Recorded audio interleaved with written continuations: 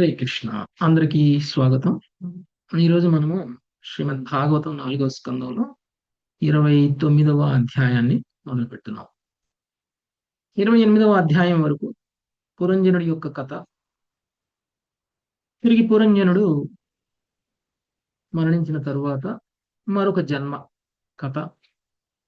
ఆ తర్వాత నెక్స్ట్ జన్మలో పురంజనుడు ఏ విధంగా ముక్తి పొందాడు అనేటువంటి విషయాన్ని ఇప్పటివరకు క్షుణ్ణంగా చూశాం. పురంజనుడు ఇంద్రియ భోగానురక్తుడై తన జీవితం మొత్తం కూడా సుఖంగా, సంతోషంగా, ఆనందంగా ఉండడానికి అవసరమైనటువంటి ఏర్పాట్లన్నీ చేసుకొని చివరికి చండవేగుడు అనేటువంటి రాజు యొక్క దాడికి, దానికి తోడు కాలకన్య, భయం, మనం ఇంతకుముందు క్లియర్గా డీటెయిల్డ్గా చూసాం. ఏ విధంగా వృద్ధావస్థకు వచ్చినటువంటి పురంజనుడు ఇష్టం లేకున్నా కానీ ఏ విధంగా తన శరీరాన్ని వదిలేయాల్సి వచ్చింది అనేటువంటి విషయాన్ని చూసాం. ఇదంతా కూడా పురంజనుడి స్టోరీ. పురంజనుడు మరణ సమయంలో తను ఎలాంటి చింతనలో ఉన్నాడో ఆ చింతనకి అనుగుణంగా తనకి మరుసటి జన్మ అనేటువంటిది వచ్చింది. తను తన బాధ్యతలని తన భార్య పట్ల, పిల్లల పట్ల, అందరి పట్ల ఉన్నటువంటి బాధ్యతలను సక్రమంగా నెరవేర్చాడు. కొన్ని పుణ్యకార్యాలు కూడా చేశాడు, యజ్ఞాలు, యాగాలు అన్ని చేశాడు. దానికి తోడు ఇంద్రియ భోగం కూడా చేశాడు. జనరల్ గా ఒక వ్యక్తి ఇలానే ఉంటారు. అందరూ పాపాత్ములేం కారు. నా చుట్టుపక్కల ఉన్నటువంటి వాళ్ళు అందరూ ఏమి పాపాత్ములు కారు. ఏవో జీవనోపాధి కోసం కొన్ని మోసాలు, కొన్ని తప్పులు చేస్తూ ఉంటారు. అంత మాత్రాన వాళ్ళు పాపాత్ములు అని కాదు. ఎంతో కొంత పుణ్యకార్యాలు చేస్తూనే ఉంటారు. ఎన్నో కొన్ని యజ్ఞాలు చేస్తూనే ఉంటారు. వాళ్ళు గుళ్ళకు పోతుంటారు, ప్రార్థనలు చేస్తుంటారు, వాళ్ళ కుటుంబ సభ్యుల్ని క్షేమంగా చూసుకుంటారు, అన్ని చేస్తూనే ఉంటారు. రజోగుణంలో మరణిస్తారు ఇలాంటి వాళ్ళు. మనకి కృష్ణుడు భగవద్గీతలో చెప్పారు, రజోగుణంలో మరణించినటువంటి వ్యక్తి ఎక్కడికి వెళ్తారండి? తిరిగి మానవ లోకానికి వస్తారు. రజోగుణంలో మరణించినటువంటి వ్యక్తి తిరిగి మానవ లోకానికి వస్తారు. సత్వగుణంలో మరణించినటువంటి వ్యక్తి తిరిగి స్వర్గలోకాలకు వెళ్తారు. తమో గుణంలో మరణించినటువంటి వ్యక్తి జంతు లోకాలకు వెళ్తారు. ఓకే, నరక లోకాలకు వెళ్తారు. ఇది మనకి తెలిసిందే. సో పురంజనుడి లైఫ్ అంతా ఎలా ఉంది? సత్వగుణంలో ఉందా, రజోగుణంలో ఉందా, తమో గుణంలో ఉందా? రజోగుణంలో ఉంది. కాబట్టి ఎక్కడికి వెళ్తాడు? భూలోకానికి మళ్ళీ మానవుల లోకానికి వస్తాడు. ఓకే, అయితే ఎలాంటి మానవుడిగా పుడతాడు? అది చివరి క్షణంలో మన యొక్క చైతన్యం ఎలా ఉంది, మన మనసులో ఎవరు గుర్తొచ్చారు, మన యొక్క ఆలోచనలు ఎలా ఉన్నాయి అనేటువంటి దాని మీద ఆధారపడి ఉంటుంది. కృష్ణుడు చెప్పాడు కదా, ఎం ఎం వాపి స్మరణ్ భావే తదా ముక్త కళేవరం. ఎలాంటి భావనలో నువ్వు శరీరాన్ని వదిలేస్తావో ఆ భావనకి అనుగుణంగా శరీరాన్ని తిరిగి పొందుతావు. పురంజనుడు కూడా వదిలేటప్పుడు తన భార్య మీద ఉన్నటువంటి వ్యామోహం. సో ఒక స్త్రీని స్మరిస్తూ మరణించాడు కాబట్టి పురంజనుడు తిరిగి స్త్రీ రూపాన్ని తీసుకున్నాడు. సో అప్పటి వరకు ఒక రాజు, ఇప్పుడు ఒక రాణి. అప్పటి వరకు ఒక పురుషుడు, ఇప్పుడు ఒక స్త్రీ అయిపోయాడు. అప్పటి వరకు అందరితోటి సేవలు చేయించుకునేవాడు, ఇప్పుడు సేవలు చేసేవాడు అయ్యాడు. అదే పురంజనుడు ఇప్పుడు ఒక స్త్రీగా జన్మ తీసుకోవడం అనేటువంటిది జరిగింది. తను ఒక విదర్భ రాజు యొక్క పుత్రికగా జన్మించడం అనేటువంటిది జరిగింది. వైదర్భి. వశాత్తు తను ఏం పుణ్యం చేసుకున్నాడో ఏమో పురంజనుడు పూర్వజన్మల్లో తను ఒక భర్తను పొందాడు. వైదర్భికి భర్త ఎవరైతే ఉన్నారో ఆ భర్త ఒక మంచి భక్తుడు, విశుద్ధ భక్తుడు. అలాంటి విశుద్ధ భక్తుడిని వివాహం చేసుకున్నటువంటి కారణంగా ఈ వైదర్భి ఆ విశుద్ధ భక్తుడికి సేవ చేయాల్సి వచ్చింది. విశుద్ధ భక్తుడికి సేవ చేసినటువంటి వ్యక్తి ఎక్కడికి వెళ్తారు?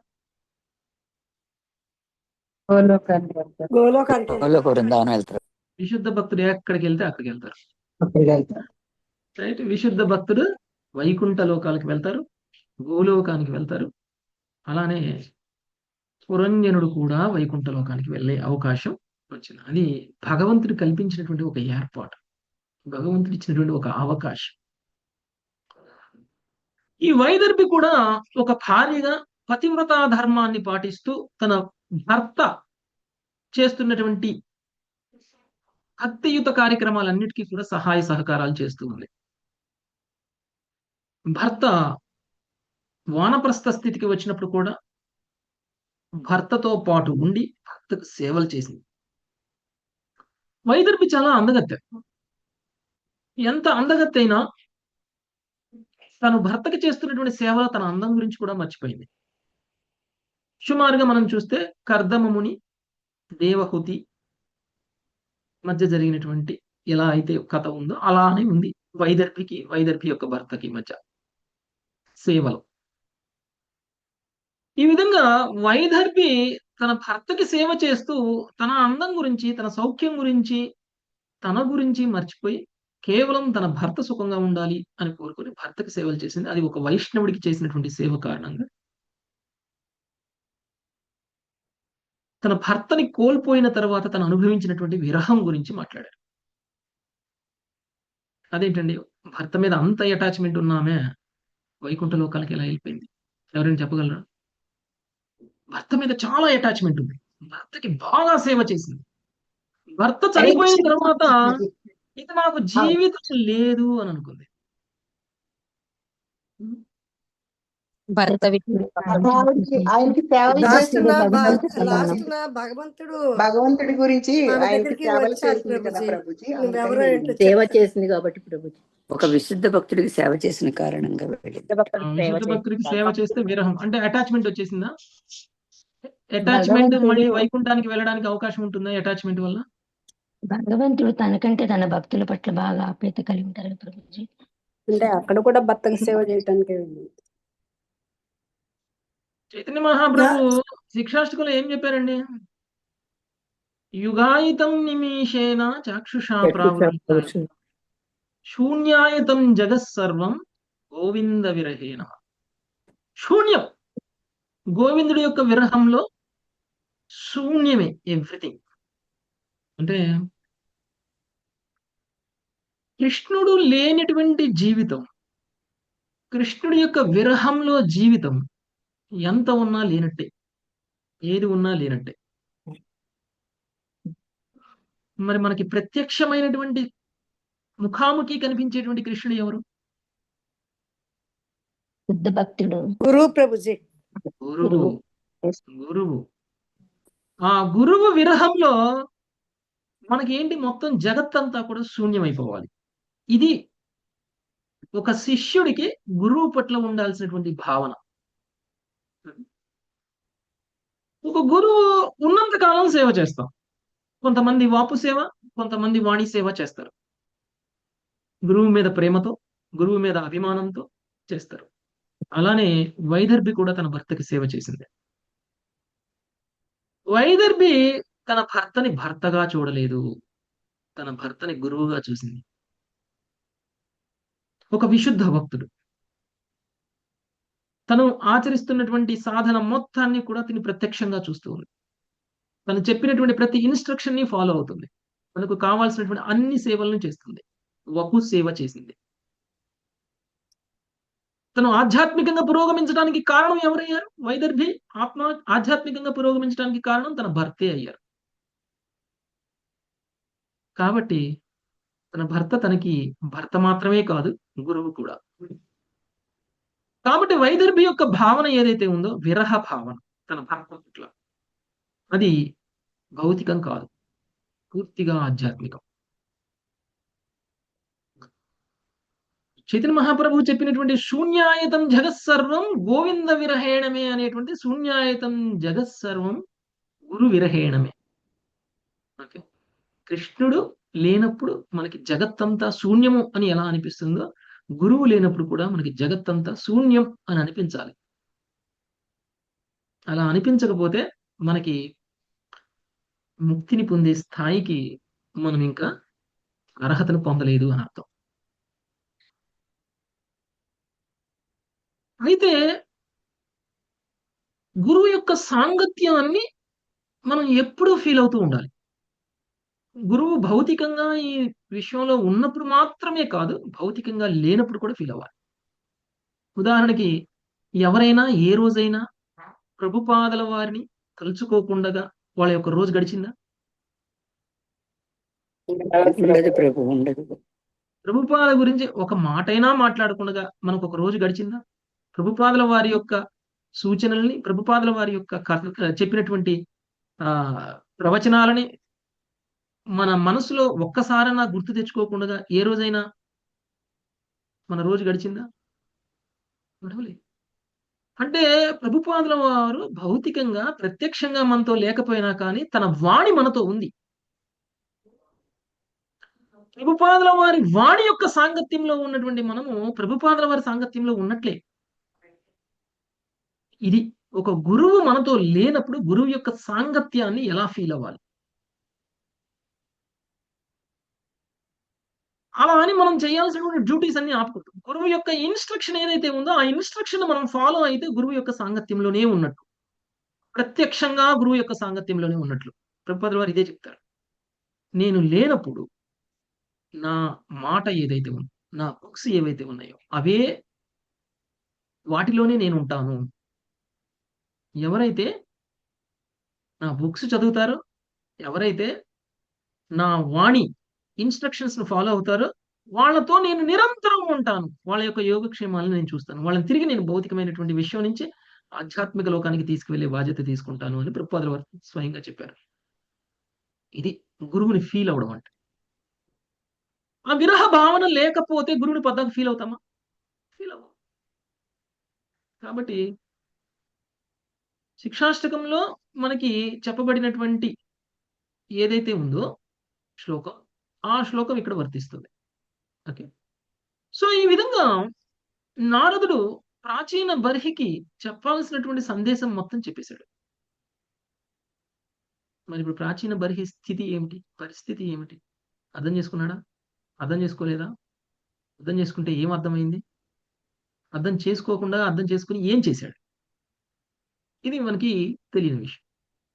అయితే ఈరోజు 29వ అధ్యాయంలో ప్రాచీన బర్హికి నారదుడికి మధ్య సంవాదం అనేటువంటిది మొదలవుతుంది. మొదటి శ్లోకం చూస్తే ప్రాచీన బర్హి మాట్లాడుతున్నారు. ప్రాచీన బర్హిర్వాచ భగవంస్తే వచోస్మాభిర్న సంయగవ గమ్యతే కవయస్తద్విజానంతి న వయం కర్మ మోహితాం. ప్రభు, నీవు దృష్టాంతముగా తెలిపినట్టు పురంజనుని చరిత్రం యొక్క సారాంశమును నేను పూర్తిగా ఎరగజాలకుంటిని. నిజముగా ఆధ్యాత్మిక జగమునందు పరిపూర్ణులైనటువంటి వారే, ఆధ్యాత్మిక జ్ఞానమునందు పరిపూర్ణులైన వారే దానిని ఎరుగగలరు. కానీ కర్మాసక్తులమైనటువంటి మాకు మీరు తెలిపినటువంటి కథ యొక్క ప్రయోజనం ఎరుగటం మిగులు కఠినమగును. చాలా చాలా ఇంపార్టెంట్ విషయం. ఇంత చెప్పిన తర్వాత ప్రాచీన బర్హి అంటున్నాడు, నాకేమీ అర్థం కాలేదు. సహజంగానే ఇది జరుగుతుంది. మనకు గురువులు కూడా చాలా బోధిస్తారు. అన్నీ అర్థమవుతాయి మనకి. కానీ కొంతమందికి అర్థమవుతాయి, కొంతమందికి అర్థం కావు. కొంతమందికి అర్థమైనా ఆచరించరు. కొంతమంది అర్థం కాని వాళ్ళు మళ్ళీ మళ్ళీ గురువుని ప్రశ్నించి నాకు ఇది అర్థం కాలేదు, మళ్ళీ చెప్పండి అని అడిగి మరీ చెప్పించుకొని అది అర్థం చేసుకొని దాన్ని ఆచరించేటువంటి ప్రయత్నం చేస్తారు. వాళ్ళు ఉత్తములు. ప్రాచీన బర్హికి ఎందుకు అర్థం కాలేదు? అంత క్షుణ్ణంగా ముఖాముఖి చర్చిస్తూ ఉన్నటువంటి విషయం, డీవియేషన్ లేకుండా, డైవర్షన్ లేకుండా చాలా గొప్పగా చెప్పినటువంటి కథ. అది కూడా ఎలా చెప్పాడు? దృష్టాంతంగా తెలియజేశారు. అంటే ఆయనకు అర్థమైంది, నువ్వేదో స్టోరీ చెప్పావు. ఆ స్టోరీ అర్థం కాలేదు, ఆ స్టోరీ యొక్క సారాంశము అర్థం కాలేదు నాకు. మామూలుగా చెప్తే కొంతమందికి స్టోరీ అయితే అర్థమవుతుంది, కానీ స్టోరీ యొక్క సారాంశం అర్థం కాదు. మనం సినిమాలు చూసినా కానీ సినిమాల్లో ప్రతి సినిమాలో ఏదో ఒక మెసేజ్ ఇస్తారు మనకి. మనం ఆచరించాల్సినటువంటి విషయాలను మనకి తెలియజేసే ప్రయత్నం చేస్తారు.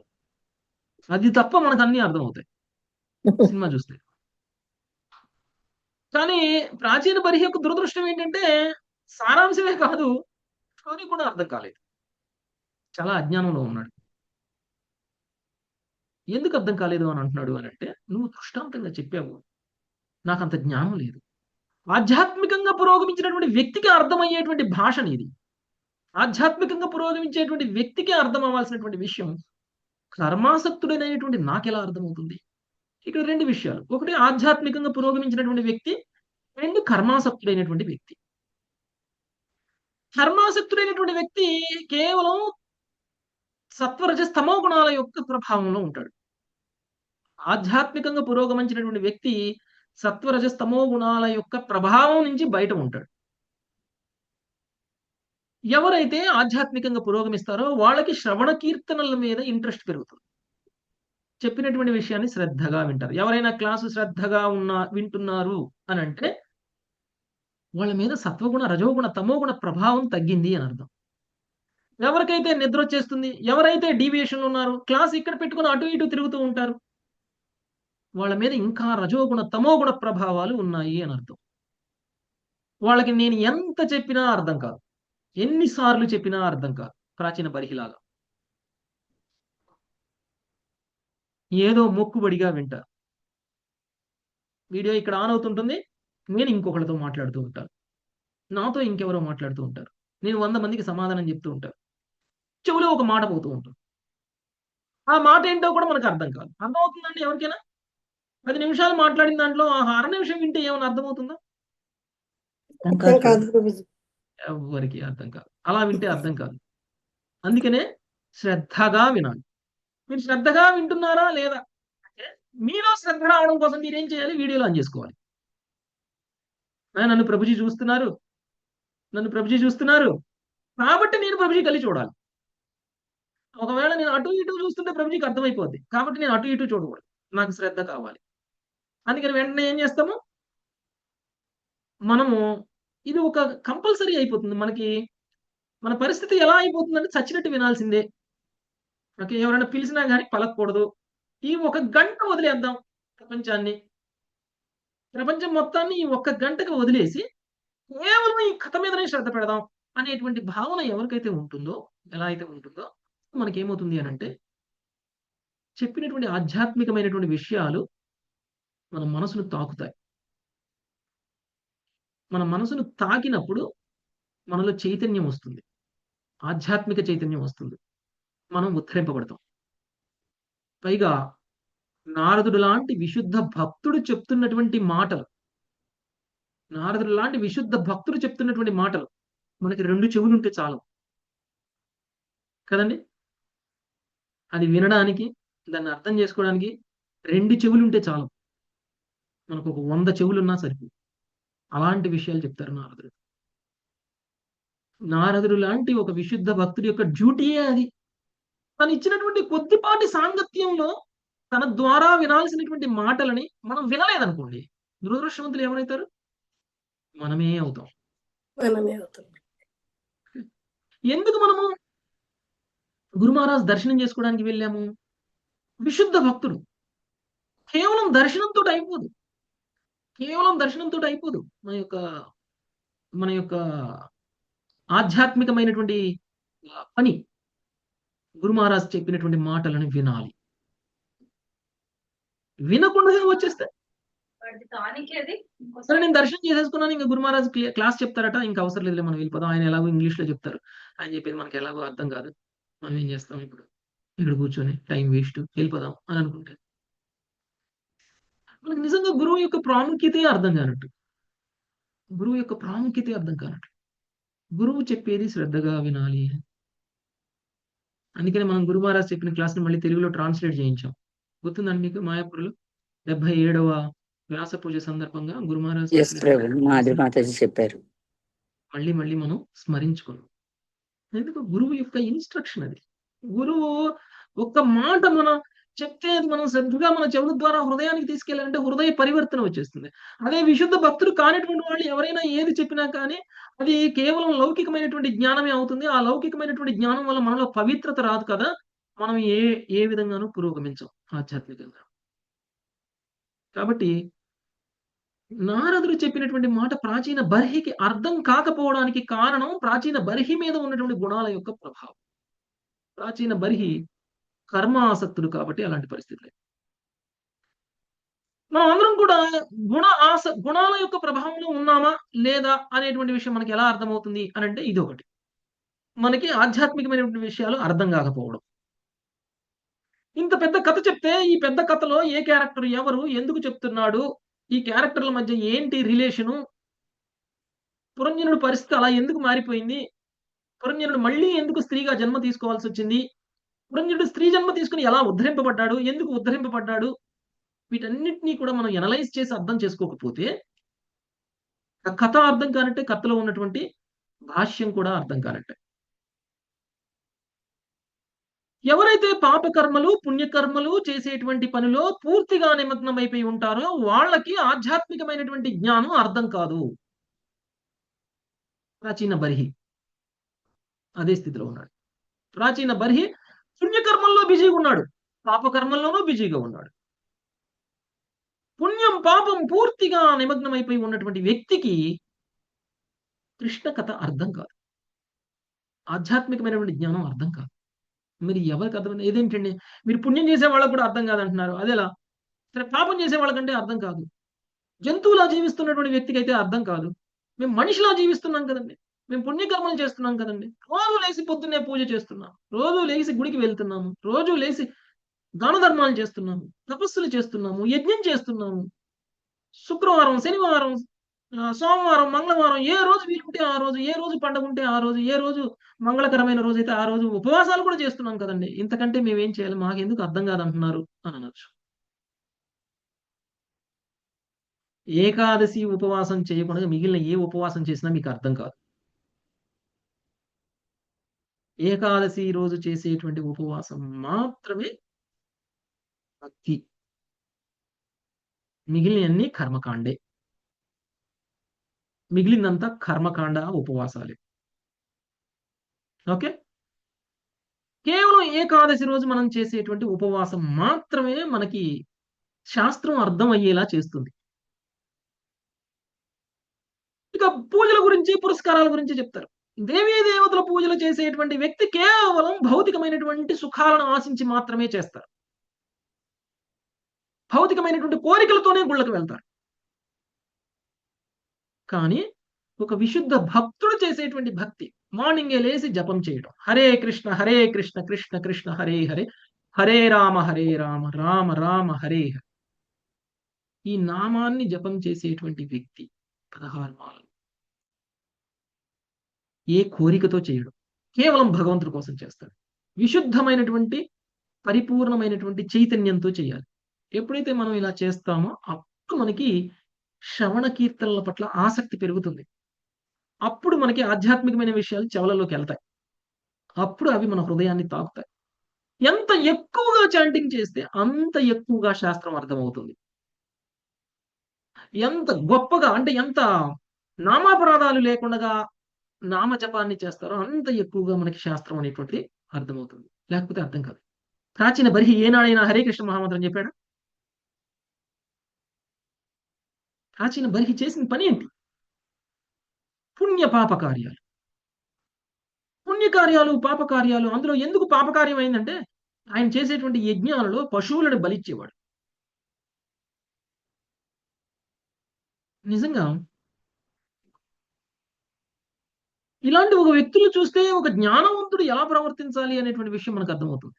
ప్రాచీన బర్హితో నారదుడు ప్రవర్తించినటువంటి తీరును చూస్తే ఇది ప్రీచింగ్ అంటే, ఇలా చెయ్యాలి ప్రీచింగ్, ఇలా చేస్తే మనుషుల్లో పరివర్తన వస్తుంది, లేకపోతే రాదు. మనకి 3వ అధ్యాయంలో కూడా వస్తుంది భగవద్గీతలో. ఒక తెలివిగలవాడు ఎలా ప్రవర్తించాలి, ఒక అజ్ఞాని ఎలాంటి పనులు చేస్తాడు, కర్మయోగంలో వస్తుంది. ఒక అజ్ఞాని ఎలా కర్మలు చేస్తారు, ఆ అజ్ఞాని చేసేటువంటి కర్మలకి తానే కర్తని అని భావిస్తాడు. కానీ ఒక తెలివిగలవాడు అలా భావించాడు. తత్వవిత్తు గురించి చెప్తారు, తత్వవిత్తు మహాబాహి. కానీ ఆ తత్వవిత్తుకి ఆ అజ్ఞాని పట్ల ఉన్నటువంటి బాధ్యత ఏమిటి అనేటువంటి విషయాన్ని కూడా మనకి 3వ అధ్యాయంలో తెలియజేశారు.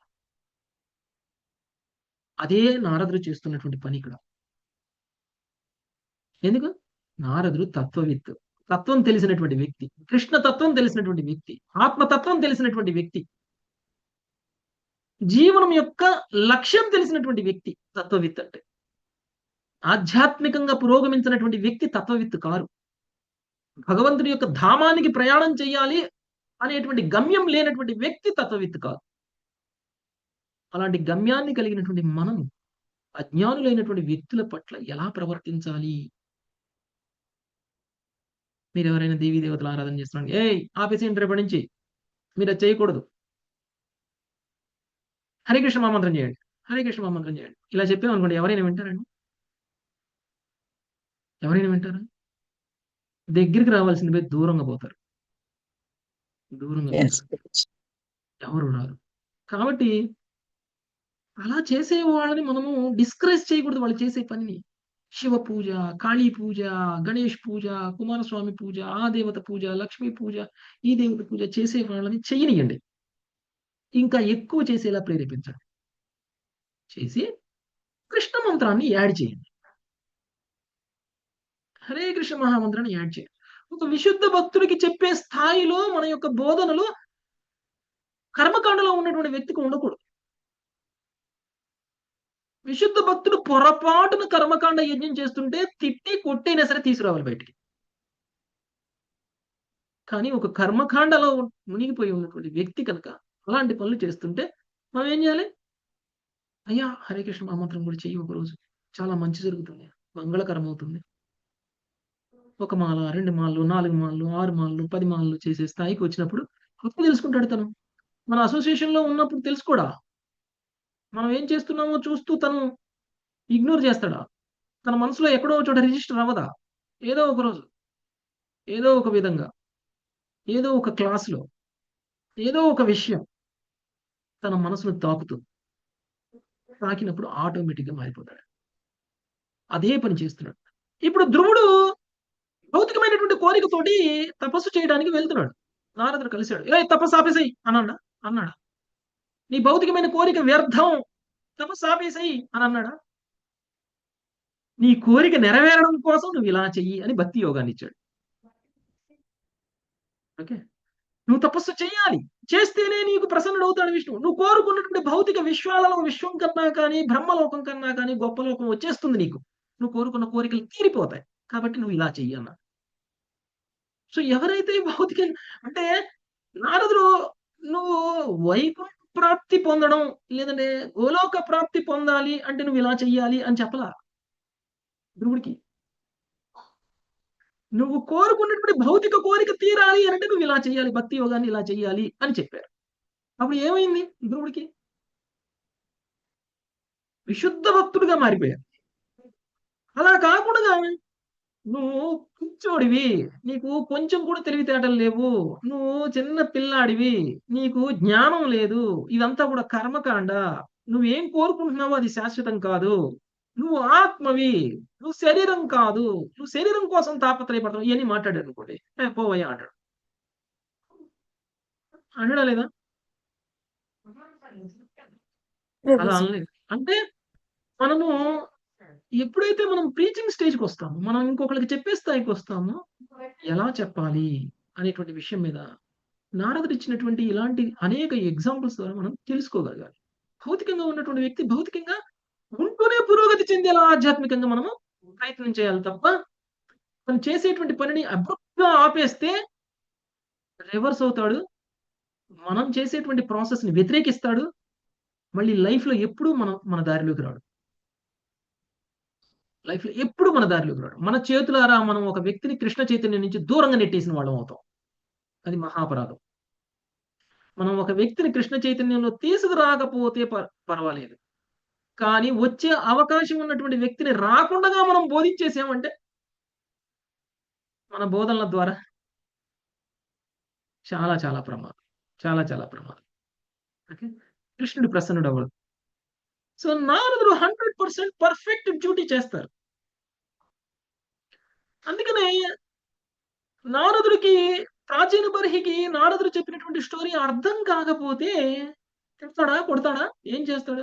నువ్వు ఒక మూర్ఖుడివి, నీకేం చెప్పినా అర్థమై సావదు అని అంటాడా? ఒక గురువు యొక్క లక్షణం, ఒక గురువు యొక్క డ్యూటీ ఎలా ఉంటుంది?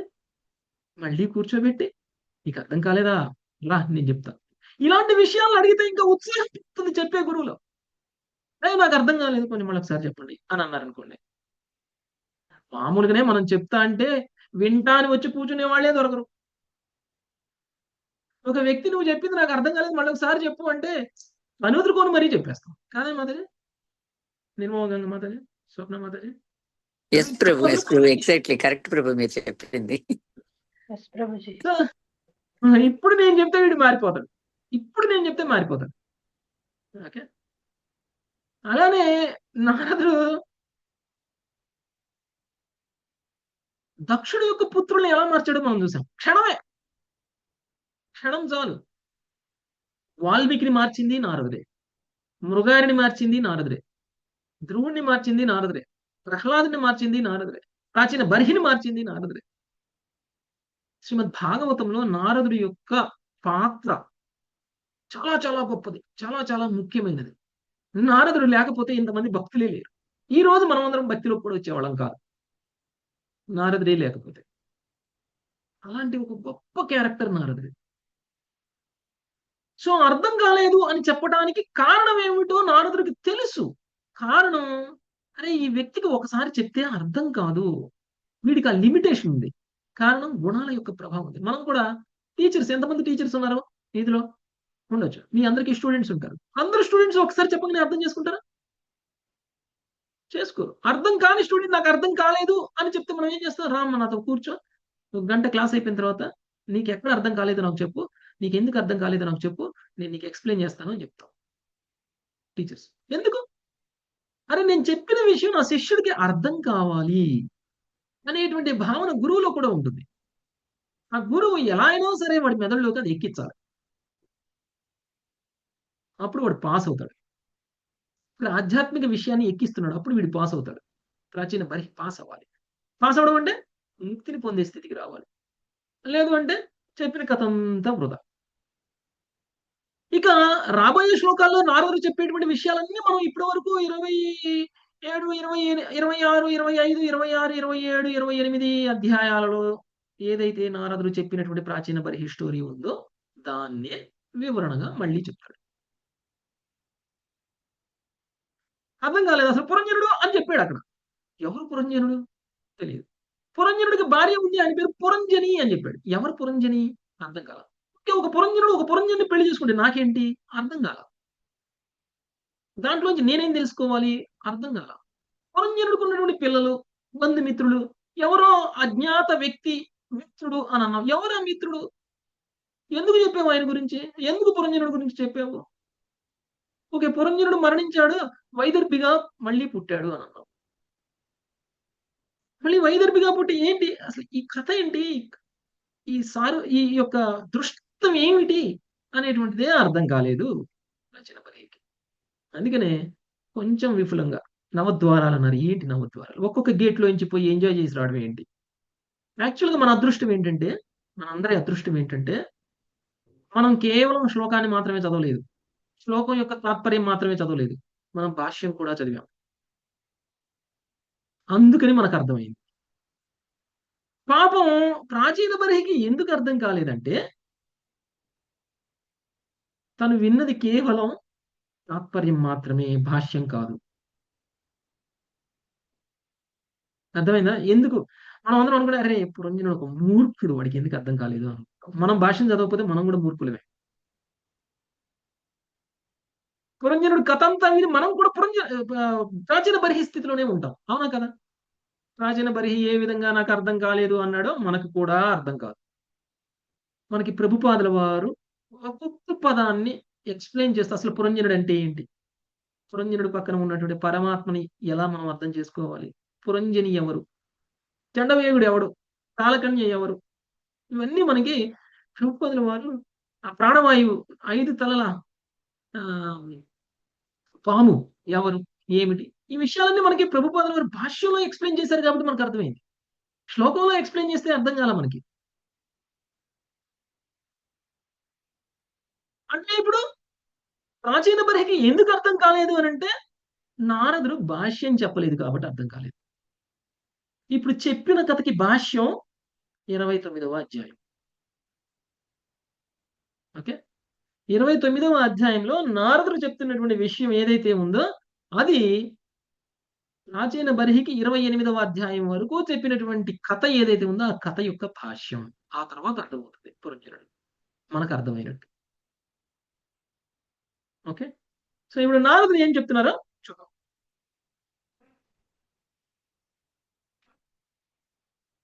గౌరీ మాత చదువుతారా?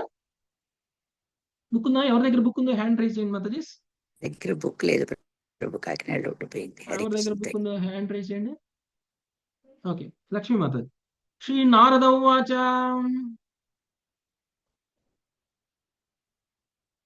జీ లక్ష్మీ మాతాజీ అన్మ్యూట్ చేసుకోండి. హరే కృష్ణ ప్రభుజీ, దండవత్ ప్రణామాలండి. నారద ఉవాచ. ఒక్క నిమిషం ప్రభుజీ, బుక్ పేజీలు కలిసి తీయలేదండి. సత్య సంకల్ప తత్వం చదవండి. తీస్తున్నాను మాత. మీరు నెక్స్ట్ శ్లోకం చదువుతున్నారు మాతాజీ. సత్య హరే సంకల్ప. కృష్ణ. ఎన్నో శ్లోకం ప్రభుజీ? హరే కృష్ణ 9వ అధ్యాయంలో. మాతాజీ ఆగండి మాతాజీ, మీరు నెక్స్ట్ శ్లోకం చదువుతున్నారు కానీ అని అన్నాను కదా. ఓకే, నేను సంకల్ప తత్వం చదవండి. హరే కృష్ణ. నారద ఉవాచ. నారదోవాచ. పురుషం పురంజనం విద్యాం యద్వ్యనత్యాత్మనః పురం. పురుషం పురంజనం విద్యా యద్వానపత్తన్నా పురం. ఏకద్విత్రిచతుర్పాదం బహుపాదామపాదకం.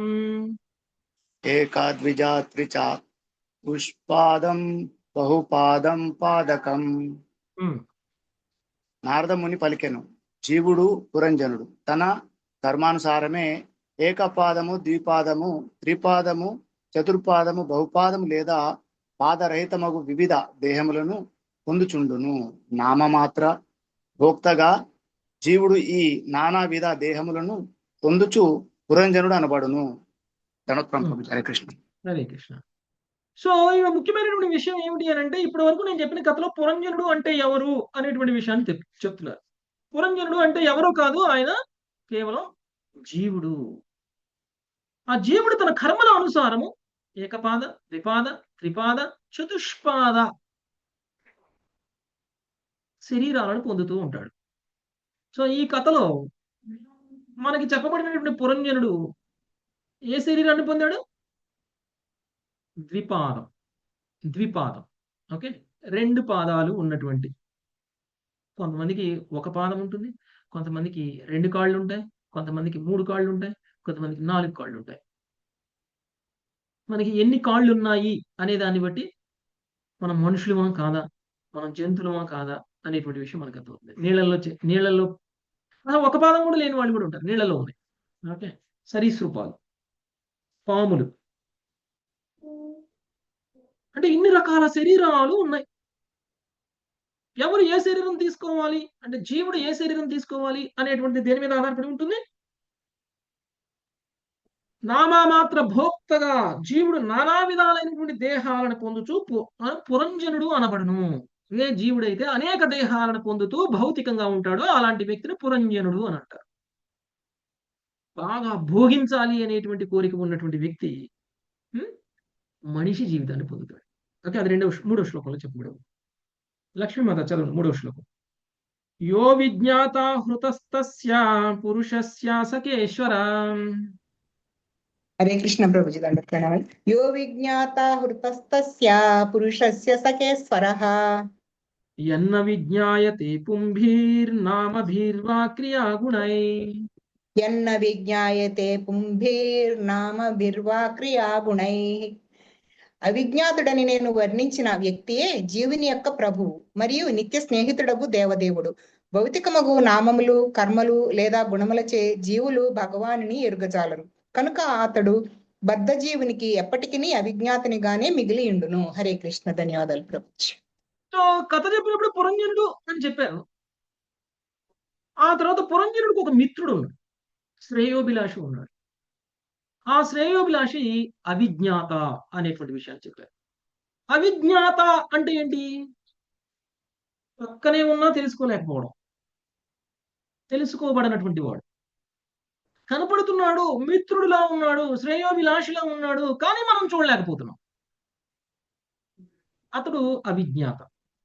ఎవరండి అవిజ్ఞాత? మన పక్కనే ఉండి మనల్ని చూస్తూ, మనల్ని గైడ్ చేస్తూ, మనకి శ్రేయోభిలాషిలా ఉన్నటువంటి అవిజ్ఞాతుడు ఎవరు? పరమాత్మ. పరమాత్మ. పరమాత్మ. సో కథలో 2 క్యారెక్టర్స్ గురించి ఈ 2 శ్లోకాల్లో చెప్పేశారు. మొదటిది పురంజనుడు. ఎవరు పురంజనుడు? ఒక జీవుడు కర్మానుసారం వివిధ శరీరాలను పొందుతూ ఉంటాడు. ఎవరైతే జీవుడు కర్మానుసారం శరీరాలను పొందుతూ ఉంటారో ఆ జీవుడే పురంజనుడు అనేటువంటి విషయాన్ని చెప్పారు.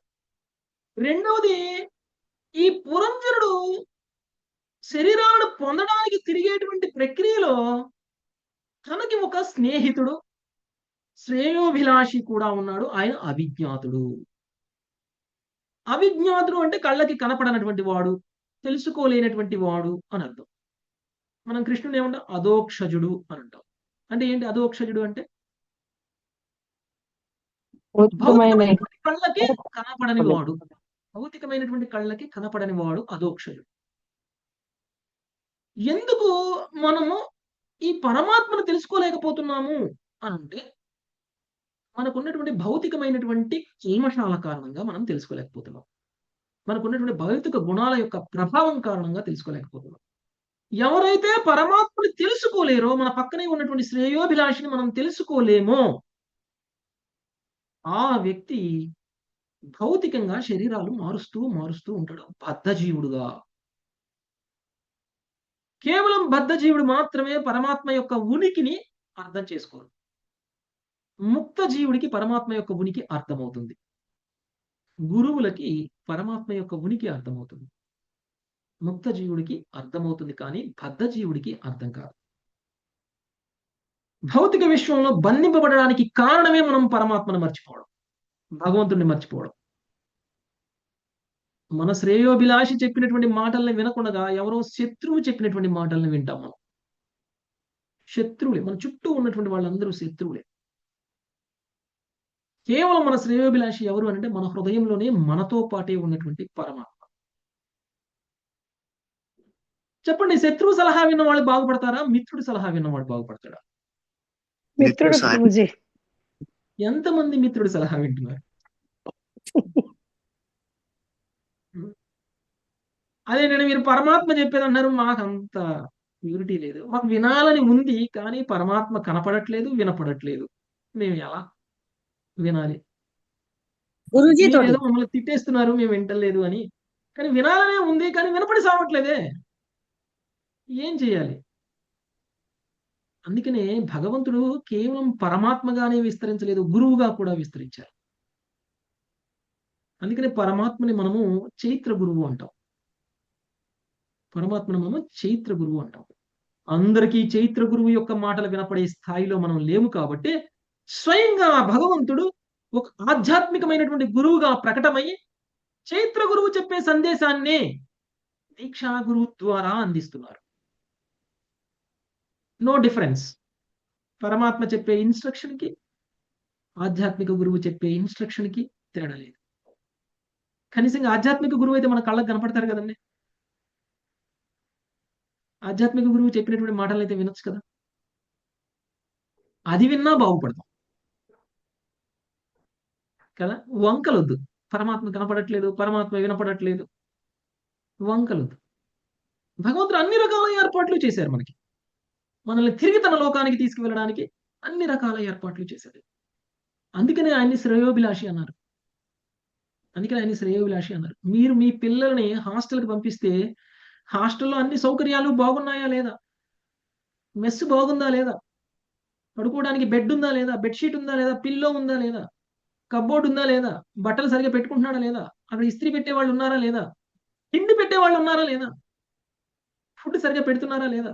ఇన్ని ఏర్పాట్లు చేసి హాస్టల్కి చుట్టుపక్కల ఉన్నటువంటి బంధుమిత్రులకు కూడా చెప్పేస్తాం, అయ్యా మా అబ్బాయి ఈ రోజు నుంచి హాస్టల్లో ఉంటాడు, అప్పుడప్పుడు వెళ్ళి కలవండి. లేదంటే మా అబ్బాయి శనివారం ఆదివారం మీ ఇంటికి వస్తాడు, కొంచెం చూసుకోండి. చెప్తావా లేదా? ఇన్ని ఏర్పాట్లు చేస్తావా లేదా మనం మన పిల్లలకి? చేస్తాం ప్రభుజీ. అన్ని ఏర్పాట్లు కృష్ణుడు మనకి చేశాడు. భౌతిక విశ్వం అనబడేటువంటి హాస్టల్కి మనల్ని పంపించి ఇక్కడ అన్ని ఏర్పాట్లు చేసి గురువులను కూడా పంపించాడు. ఏమని?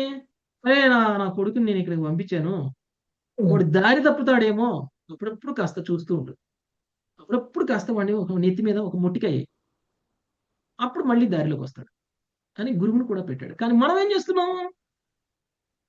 తల్లిదండ్రులు ఇన్ని ఏర్పాట్లు చేస్తే క్లాస్ ఎగ్గొట్టే సినిమాకి, షికార్కి, పార్క్కి, గర్ల్ ఫ్రెండ్, బాయ్ ఫ్రెండ్ ఇదే కదా చేసేది పిల్లలు.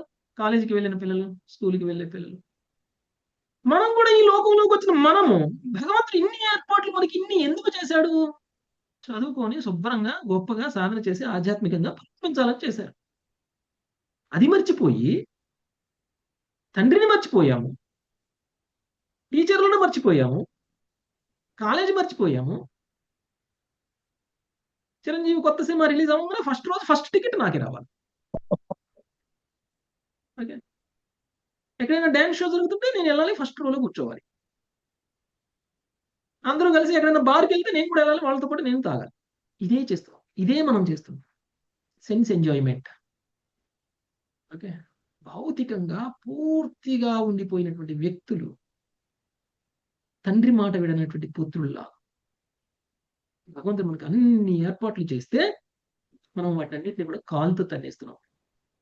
అందుకనే ప్రాచీన బర్హికి అర్థం అవ్వాలి. ప్రాచీన బర్హికి తన పక్కనే ఉన్నటువంటి అవిజ్ఞాతుడు అర్థం కాల, తన శ్రేయోభిలాషి అర్థం కాల. అన్నాడు, నేను ఎంజాయ్ చేయాలి, నాకు ఎంజాయ్ చేయాలి, ఎక్కడికి వెళ్తే బాగుంటుంది, ఏ శరీరం తీసుకుంటే బాగుంటుంది, ఎలాంటి శరీరంలోకి వెళ్ళిపోతే నేను ఎంజాయ్ చేయగలను అని అనుకుంటే పరమాత్మ పక్కన పట్టుకొని తీసుకెళ్తున్నాడు. రా, నీతో ఎంజాయ్ చేపిస్తాను. మనం తీసుకెళ్ళమని మన పిల్లల్ని, నాకు ఐస్ క్రీమ్ కావాలి అంటే తీసుకొని ఐస్ క్రీమ్ పార్లర్లో కూర్చోబెట్టి ఐస్ క్రీమ్ తినిపించరాము. నాకు బిర్యానీ తినాలని ఉందంటే తీసుకెళ్ళి బిర్యానీ తినిపించరాము. పరమాత్మ కూడా నిస్సహాయంగా చేయాల్సిన పని లేకుండా చేయలేని పని. అరే వీడు చెడిపోతున్నారు, వీడు ఐస్ క్రీమ్ తింటే, బిర్యానీ తింటే వీడు ఆరోగ్యం పాడైపోద్దని మన మనసులో ఉన్న వీడి కోరిక కోసం తీసుకెళ్లి కొంచెం తినిపించి తీసుకొచ్చి, అయ్యా ఇవాళ తిన్నావు కదా, ఒక వారం దాకా మళ్ళీ తినబాకు, ఇంట్లో అమ్మ వండి పెడుతుంది తిను అని చెప్తాం. అవును కదా? అదే రోజు చేస్తే ఏమవుతుందండి వాడు? ఆరోగ్యం పడదు. అందుకనే అలా అని మరి నిన్ను రోజు తినద్దు అని చెప్తే నువ్వు నా మీద ఎదురు తిరుగుతావు. అందుకని ఏదో ఒక రోజు పోయి తిని వచ్చేసేయి, కానీ వారం రోజులు మాత్రం అమ్మ వండింది తిను, నీ ఆరోగ్యం బాగుంటుందని చెప్తావు. పాపం పరమాత్మ కూడా దిక్కులేని పరిస్థితి. తన పుత్రుడు కదా, కోరికల్ని ఆపుకోలేకపోతున్నాడు. పుత్రుడు కోరికల్ని పెంచుకున్నాడు. సరే, వాడు కోరిక ఒకసారి తీరుద్దాము, ఒక జన్మ ఇచ్చేస్తుంది. 2 జన్మలోనే వెనక్కి వస్తావా? 2వ జన్మ లేకుండా అంటే రావు, మళ్ళీ 2వ జన్మ కావాలంట. ఈ షాప్లో బిర్యానీ తింటాం, ఇంకో షాప్లో బిర్యానీ ఒకసారి రుచి చూద్దాం నాన్న అంటాడు. ఇది అయిపోయింది రుచి, ఇంకొక రుచి చూడాలి. సో ఈ విధంగా పాపం నిస్సహాయంగా పాపం పరమాత్మ మనల్ని మోసుకుంటూ తీసుకుంటూ వెళ్తూ ఉన్నారు ఒక శరీరం నుంచి ఇంకొక శరీరానికి. ఓకే, మనము ఎందుకు తండ్రి మన పక్కనే ఉండి అడుగుజాడల్లో మనల్ని నడిపిస్తున్నాడు అనేటువంటి సారాంశాన్ని మర్చిపోయి, ఈ తండ్రి ఉన్నదే నాకు కావాల్సిన ఎంజాయ్మెంట్ ఇప్పించడానికి. ఏ తండ్రి అయితే కొడుకుని నువ్వు ఇలా చేయకూడదు అని అంటే ఎదురు తిరిగిన పుత్రులు ఉన్నారో చెప్పండి. ఎప్పుడు నువ్వు ఇంతే, నువ్వు నన్ను అసలు నువ్వు ఎంజాయ్ చేయవు, నన్ను ఎంజాయ్ చేయవు. నువ్వు సైకిల్ దొక్కినప్పుడు నేను సైకిల్ దొక్కాల, నువ్వు కష్టపడవని నేను కష్టపడాలి, నువ్వు ఎలా ఉన్నావో నేను అలా ఉంటే నా జీవితంలో నేను ఎక్కడ ఉంటా, నువ్వే ఉంటావు అని చెప్తారు. అవునా కదా? తండ్రి ఎందుకు చెప్తున్నాడో కూడా మనం అర్థం చేసుకో. అలానే కృష్ణుడు ఎన్ని ప్రయత్నాలు చేసి ఎంతలా మనల్ని ఉద్ధరించాలి అనేటువంటి ప్రయత్నం చేస్తున్నా మనము ప్రాచీన బరిలా వినకుండా అలానే అటువైపు కూడా చుట్టాలి. మనల్ని తీసుకెళ్లి ఐస్ క్రీమ్ పార్లర్లో కూర్చోబెట్టింది తండ్రి, కానీ తండ్రి కల్లి కూడా చుట్టాలి, ఐస్ క్రీమ్ కల్లే చూస్తున్నాం. ఐస్ క్రీమ్ కల్లే చూస్తున్నాం. ఐస్ క్రీమ్ అయిపోయేంత వరకు, ఒక ఐస్ క్రీమ్ అయిపోయిన తర్వాత ఇంకో ఐస్ క్రీమ్ కల్లి చూస్తాం, కానీ తండ్రి కల్లి చూడలేదు. తండ్రిని మాత్రం నెక్స్ట్ బిల్లు నెక్స్ట్ షాప్కి వెళ్తే అక్కడ బిల్లు కట్టు. ఎవరు కడుతున్నారండి? సంపాదన లేనప్పుడు మన తల్లిదండ్రులు కదా. మనం పెట్టే ప్రతి రూపాయికి, ప్రతి ఖర్చుకి ఎవరు పెట్టేది? తల్లిదండ్రులే. అలానే మన తండ్రి, మన నిజమైనటువంటి తండ్రి మన కోసం పెట్టినటువంటి శ్రమ, మన కోసం పెట్టినటువంటి సమయం, మన కోసం ఆయన చేసినటువంటి ఏర్పాట్లని మనము పూర్తిగా దుర్వినియోగం చేస్తూ కృష్ణ చైతన్యంలోకి రావట్లేదు. ఎప్పుడైతే మనం కృష్ణ చైతన్యంలోకి వస్తామో అప్పుడు తండ్రి సంతోషిస్తాడు, అప్పుడు గర్వపడతాడు. తండ్రి గర్వపడేలా పుత్రుడు ఉండాలి. ఓకే, తండ్రి మాట వినేవాడు నిజమైనటువంటి పుత్రుడు. తండ్రి మాటని జవదాటకుండా ఉండేవాడు నిజమైనటువంటి పుత్రుడు. కానీ ఆ తండ్రి ఎలాంటి ఇన్స్ట్రక్షన్స్ ఇవ్వాలి? ఆ పుత్రుడు పురోగమించడానికి అవసరమైనటువంటి ఇన్స్ట్రక్షన్స్ ఇవ్వాలి. ఏ తండ్రికి పుత్రుడి మీద ద్వేషభావం ఉండదు. ఎంత నచ్చినా ఎంత నచ్చకపోయినా వాడి యొక్క ప్రవర్తన ద్వేషభావం అనేటువంటి ఉండదు. వాడు పాపాత్ముడైనా వాడు మంచి కావాలి అని కోరుకుంటాడు. వాడు చెడ్డవాడైనా పిచ్చి పనులు చేస్తున్నా కానీ వాడు ఏదో ఒక రోజు రీహాబిలిటేషన్ సెంటర్లో కూడా పడేస్తారు తండ్రులు తీసుకెళ్ళి, ఎంత నచ్చకపోయినా. తండ్రి కొడుకుని కొట్టిన సందర్భాలు చాలా ఉంటాయి. కొట్టినా వాడు బాగుపడాలని కొడతాడు. ద్వేషంతో కొట్టరు, పగతో కొట్టరు, శత్రుత్వంతో కొట్టరు. తండ్రి పుత్రుడిని శిక్షించిన కాదు. అదే చేస్తున్నారు భగవంతుడు మనతో. మనం బాగుపడాలని, మనం ఆయన వైపు చూడాలని, మనం తిరిగి ఉన్నతంగా ఉండాలని, హాస్టల్ నుంచి తిరిగి వెళ్ళిపోవాలని, ఈ జైలు నుంచి తిరిగి వెళ్ళిపోవాలని బయట నుంచి ఎన్నో ఏర్పాట్లు చేస్తున్నారు. జైల్లోకి వెళ్ళిన పుత్రుడిని బయటికి తీసుకురావడం కోసం లాయర్ దగ్గరికి, కోర్టు దగ్గరికి, పోలీసుల దగ్గరికి తిరిగి తిరిగి తిరిగి తిరిగి చివరికి ఏదో ఒక రకంగా బెయిల్ తెప్పించి తీసుకొని బయటకు వస్తాడు. చూసారా తండ్రి? అలా ట్రై చేస్తున్నారు పరమాత్మ. కానీ మనము మాత్రం నాకు ఇక్కడే బాగుంది, నాకు ఇక్కడే బాగుంది, ఇక్కడ 3 పూట్ల పెడుతున్నాను, ఆడికి వస్తే నువ్వు కొడతావు, ఆడికి వస్తే హాయిగా ఉంది అని అంటున్నాం మనం. సో ఇలాంటి ఒక అవిజ్ఞాతుడు అనేటువంటి పరమాత్మని ఆయన దర్శనం చేసుకోలేకపోయాడు. కారణం గుణాలతో ప్రభావితుడైపోయి కేవలం ఇంద్రియ భోగానికి మాత్రమే పూర్తిగా తన జీవితాన్ని వినియోగిస్తున్నాడు కాబట్టి. నెక్స్ట్ 4వ శ్లోకం. సునీత మాత, నాగం సునీత మాత. యదా జిశ్రుక్షన్ పురుషః కార్ష్ణేన ప్రకృతే గుణాన్. యదా జిగృషన్ పురుష కార్ష్ణేన ప్రకృతేర్గుణాన్. నవద్వారం ద్విహస్త్రాంగ్రీ తత్రామనుత సాధ్వితి. నవద్వారం ద్విహస్త్రాగ్ని తత్రామనుత సాధ్వితి.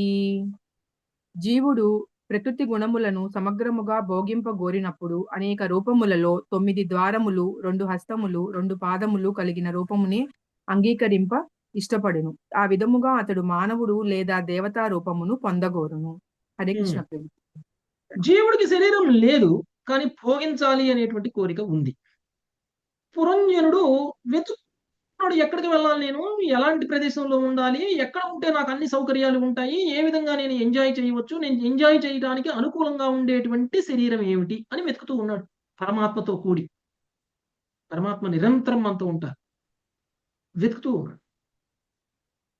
తన ఆలోచనలకి అనుగుణంగా, తన కోరికలకి అనుగుణంగా తను ఎంజాయ్ చేయాలి అని అంటే సూటబుల్ బాడీ ఏంటి?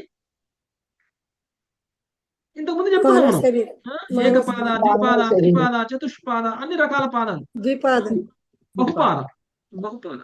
ఎన్ని పాదాలు ఎక్కువ ఉంటే అంత తక్కువగా ఎంజాయ్ చేస్తాం, తెలుసా మీకు? సో ఈ వ్యక్తి ఒకవేళ నిజంగా ఎంజాయ్ చేయాలి అని అనుకుంటే సూటబుల్ బాడీ ఏంటి అని అంటే మనిషి శరీరం, లేదంటే మనిషి శరీరం, లేదంటే దేవతా శరీరం. ఇక్కడున్న ఎంజాయ్మెంట్ ఎక్కడా ఉండదు. ఒక జంతువు ఒక ఇంద్రియంతో ఎంజాయ్ చేస్తుంది, ఏదో ఒక ఇంద్రియం మాత్రమే ప్రబలంగా ఉంటుంది. కానీ మనిషికి అన్ని ఇంద్రియాలు ప్రబలంగా ఉంటాయి, టాప్ మోస్ట్ ఎంజాయ్మెంట్ ఇస్తాయి. ఏ ఇంద్రియం పట్టుకున్నా కానీ టాప్ మోస్ట్ ఎంజాయ్మెంటే వస్తుంది మనకి. మనిషి శరీరంలో ఉన్నటువంటి అడ్వాంటేజ్ అది. ఓకే, సో సూటబుల్ బాడీ ఏంటి ఇప్పుడు పురంజనుడికి? ద్విపాద శరీరం సూటబుల్ బాడీ. ఓకే, ఈ ద్విపాద శరీరంలో ఏముంటాయంట? 9 ద్వారాలు, నవరంధ్రాలు. ఓకే, 2 హస్తాలు, 2 పాదాలు కలిగినటువంటి రూపం అంటే మనం. ఇది సో నేను ఒక పురంజనుని, నేను ఈ నవద్వారపురానికి వచ్చేసాను. ఓకే, పరమాత్మతో కూడి ఎంజాయ్ చేయడం కోసం. ఓకే, సో మనకి ఇది తప్ప ఏది నచ్చదు. కారణం అన్ని ఇంద్రియాలు బలంగా, అన్ని ఇంద్రియాలతోటి గొప్పగా ఎంజాయ్ చేయవచ్చు. అది నెక్స్ట్ చుకోమల మాత. బుద్ధింతు ప్రమదాం విద్యాం మమాహమితి యత్కృతం. బుద్ధింతు ప్రమదాం విద్యాన్ మమాహమితి యత్కృతం. యామధిష్ఠాయ దేహేస్మిన్ పుమాన్ భుంక్తే క్షభిర్గుణాన్. యామధిష్ఠాయ దేహేస్మిన్ పుమాన్ భుంక్తే క్షభిర్గుణాన్. నారదముని ఈ విధంగా పలకసాగాను. ఈ సందర్భంలో ప్రమద అని పేర్కొనబడినది. లౌకికముకు బుద్ధి లేదా అవిద్య అని తెలుసుకున్నాము. దానిని ఆ విధముగానే ఎరగవలను. మనిషి అటువంటి బుద్ధిని ఆశ్రయించినప్పుడు దేహంతో తాదాత్మ్యం చెందును. నేను నాది అనడి భౌతిక చైతన్యంతో ప్రభావితుడై అతడి ఇంద్రియముల ద్వారా సర్వ సుఖ దుఃఖములను అనుభవించును. ఈ విధంగా జీవుడు బంధనమున చిక్కుబడుచున్నాడు. హరే కృష్ణ. ఎంజాయ్ చేయాలి అని ఈ బాడీలోకి వచ్చిన తర్వాత మొట్టమొదటిగా కావాల్సింది ఏంటండి? కోరిక. మనకి కావాల్సిన ఇంద్రియాలు దొరికేసాయి. మన శరీరంలో కావాల్సిన ఇంద్రియాలు, టాప్ మోస్ట్ ఎంజాయ్మెంట్ చేయడానికి కావాల్సినటువంటి ఇంద్రియాలన్నీ మనకు వచ్చేసాయి. ఇప్పుడు పురంజనుడు ఒక శరీరాన్ని పొందాడు. ఆ శరీరంలో తనకి పూర్తిగా బలంగా ప్రబలంగా ఉన్నటువంటి ఇంద్రియాలన్నీ దొరికాయి. ఇప్పుడు ఆ ఇంద్రియాలతోటి ఎంజాయ్ చేయాలి. ఏం కావాలి? ఫస్ట్ ఎంజాయ్ చేయాలంటే భార్య కావాలి. బుద్ధి భార్య కావాలి. భార్య లేకుండా ఎవడైనా ఎంజాయ్ చేస్తాడా? భార్య కంపల్సరీ కావాలి. సో ఇక్కడ భార్యను పరిచయం చేస్తున్నారు నారదుడు. నీకు నేను అప్పుడు చెప్పాను కదా, తను ఒక వ్యక్తిని వివాహం చేసుకున్నాడు ఎంజాయ్ చేయడానికి అని. ఆమె పేరు పురంజని అని. ఆ పురంజని ఎవరో కాదు, తన బుద్ధి. లౌకికమైనటువంటి బుద్ధి. ఇక్కడ ఆధ్యాత్మిక బుద్ధి గురించి మాట్లాడట్లేదు. లౌకికమైనటువంటి బుద్ధి ఏదైతే ఉందో దాని సాంగత్యంలోకి వెళ్ళిపోతాడు. బుద్ధి ఏం చేస్తుంది? మన ఇంద్రియాలన్నిటితోటి ఎంజాయ్ చేయడానికి అవసరమైనటువంటి సలహాలని, సంప్రదింపులని ఇస్తుంది. ఇంద్రియాలు ఉంటే సరిపోవు. ఆ ఇంద్రియాలతో ఎంజాయ్ చేయాలి. దానికి మనకి ఏం కావాలి? ఇంటెలిజెన్స్ కావాలి. ఒక వస్తువు కనపడుతుంది, దాన్ని ఎంజాయ్ చేయాలి. దాన్ని ఎలా పొందాలి అనేటువంటిది ఎవరు నిర్ణయిస్తారు? ఎలా ఉంటే వస్తుంది. ఇప్పుడు అందరికీ అన్నీ దొరకవు. తెలివిగల వాడికి అన్నీ దొరుకుతాయి. తెలివి లేని వాడికి చూస్తూనే ఉంటాడు. అందరూ ఎంజాయ్ చేస్తుంటే కళ్ళతో చూస్తూ ఉంటాడు, కానీ ఎంజాయ్ చేయడు. సో ఆ విధంగా తను ఏం చేశాడట? ఇప్పుడు ప్రమథ అనేటువంటి విషయాన్ని చెప్పాడు. ప్రమథ అంటే ఏంటంటే లౌకికమైనటువంటి బుద్ధి. ఈ లౌకికమైనటువంటి బుద్ధి గురించి తెలుసుకోవాలి. ఇలాంటి బుద్ధిని కనుక మనం ఆశ్రయించినట్లయితే ఏమవుతుంది? లౌకికమైనటువంటి ఎంజాయ్మెంట్ వస్తుంది. నేను నాది అనేటువంటి భావంలోకి వెళ్ళిపోతుంది. ఓకే, ప్రతిదీ నాదే. నేను పొందినది నాదే, నువ్వు పొందినది నాదే. నాకున్నది నాదే, నీకున్నది నాదే. ఇది కేవలం లౌకిక బుద్ధిని ఆశ్రయించినటువంటి వ్యక్తికి మాత్రమే ఇలాంటి ఆలోచనలు ఉంటాయి. ఓకే, భౌతిక చైతన్యాన్ని పొందడానికి కారణం పురంజనుడు లౌకికమైనటువంటి బుద్ధిని ఆశ్రయించాడు అని చెప్తున్నారు. అదే అలాంటి లౌకికమైన బుద్ధిని ప్రమద అనే పదంతో వాడారు ఇక్కడ శ్లోకంలో. ఎవరు ఆ లౌకికమైన బుద్ధి? నెక్స్ట్ శ్లోకంలో చెప్తున్నారు. లక్ష్మీ శ్రీనివాస్ మాతాజీ.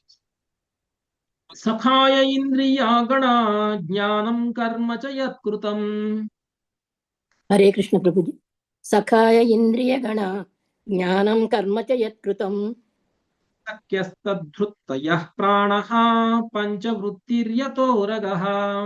సఖ్యస్తద్ధృత్తయః ప్రాణః పంచవృత్తిర్యతోరగః. 5 కర్మేంద్రియములు 5 జ్ఞానేంద్రియములు పురంజనుని యొక్క మిత్రులు. జ్ఞాన సముపార్జనమునకు మరియు కర్మలో నెలకొనుటకు ఆ ఇంద్రియములు జీవునికి తోడ్పడును. ఇంద్రియ కలాపములే సఖీజనమనబడును. 5 శిరములు కలదిగా వర్ణింపబడిన సర్పము పంచవృత్తులను కలిగిన ప్రాణవాయువు. హరే కృష్ణ ప్రభుజీ, ధన్యవాదాలు. సో ఇందాక బుద్ధిని పరిచయం చేశారు కదా, ప్రమథ. ఆ ప్రమథ ఎవరండి? పురంజని. పురంజనుని ఆశ్రయించాడు పురంజనుడు. ఆ పురంజనికి మిత్రులు ఉన్నారు. ఎవరు? జ్ఞాన సముపార్జన మరియు కర్మలో ఉండడం కోసం కావాల్సినటువంటి జ్ఞానేంద్రియాలు, కర్మేంద్రియాలు, ఇంద్రియాలన్నీ కూడా బుద్ధి యొక్క మిత్రులు, సఖిలు. ఓకే. సో ఇప్పుడు వీళ్ళందరూ మిత్రులు. ఈ మిత్రుల సహాయంతో, ఈ మిత్రుల యొక్క సహాయంతో చేసేటువంటి కర్మలు ఉన్నాయి చూసారా, అవన్నీ కూడా ఆ యొక్క పురంజనికి ఉన్నటువంటి సఖీజనము. ఆ పురంజనికి ఉన్నటువంటి సఖీజనము. ఇక ప్రాణము అనేటువంటిది చూసారా, అది 5 శిరములు కలిగినటువంటి సర్పము. సో ఇది కూడా చెప్పారు. ఓకే. సో దాన్ని ఏమన్నారు? 5 శిరములు కలిగిన వర్ణింపబడినటువంటి సర్పము పంచవృత్తులను కలిగినటువంటి ప్రాణవాయువు. ఓకే. ప్రాణము, అపానము, ఉపానము, వ్యానము, సమానము అనేటువంటి ఈ యొక్క ప్రాణవాయువు. ఇది 5 శిరములు కలిగినటువంటి. సో ఇప్పుడు ఇవన్నీ ఉన్నాయి. ఓకే. ఇంద్రియాలు ఉన్నాయి, పురంజని ఉంది. ఇంద్రియాలతో అనుభవించాలి అనేటువంటి కోరిక కావాలి కదా. కోరిక ఎక్కడి నుంచి వస్తుంది?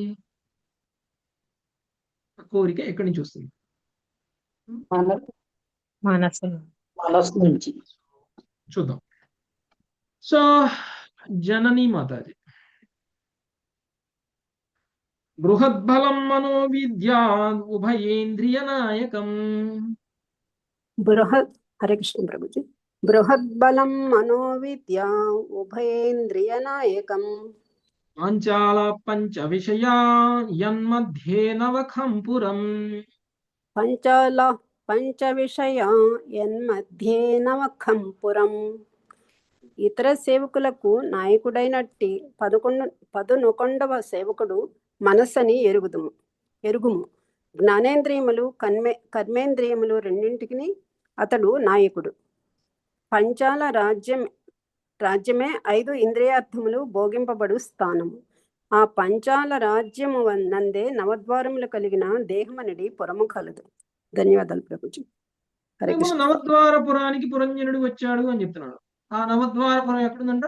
పాంచాల రాజ్యంలో ఉంది. పాంచాల రాజ్యం అంటే ఇంద్రియార్థాలు బాగా దొరికే ప్రాంతం, ఇంద్రియార్థాలు ఉంటుంది ప్రాంతం. ఎందుకు పాంచాల అన్నారు? 5 ఇంద్రియాలతో 5 రకాల ఇంద్రియార్థాలని అనుభవించేటువంటి ప్రదేశం. ఓకే. పాంచాల రాజ్యంలో నవద్వారపురం ఉంది. నవద్వారపురంలో నేనున్నాను. ఓకే.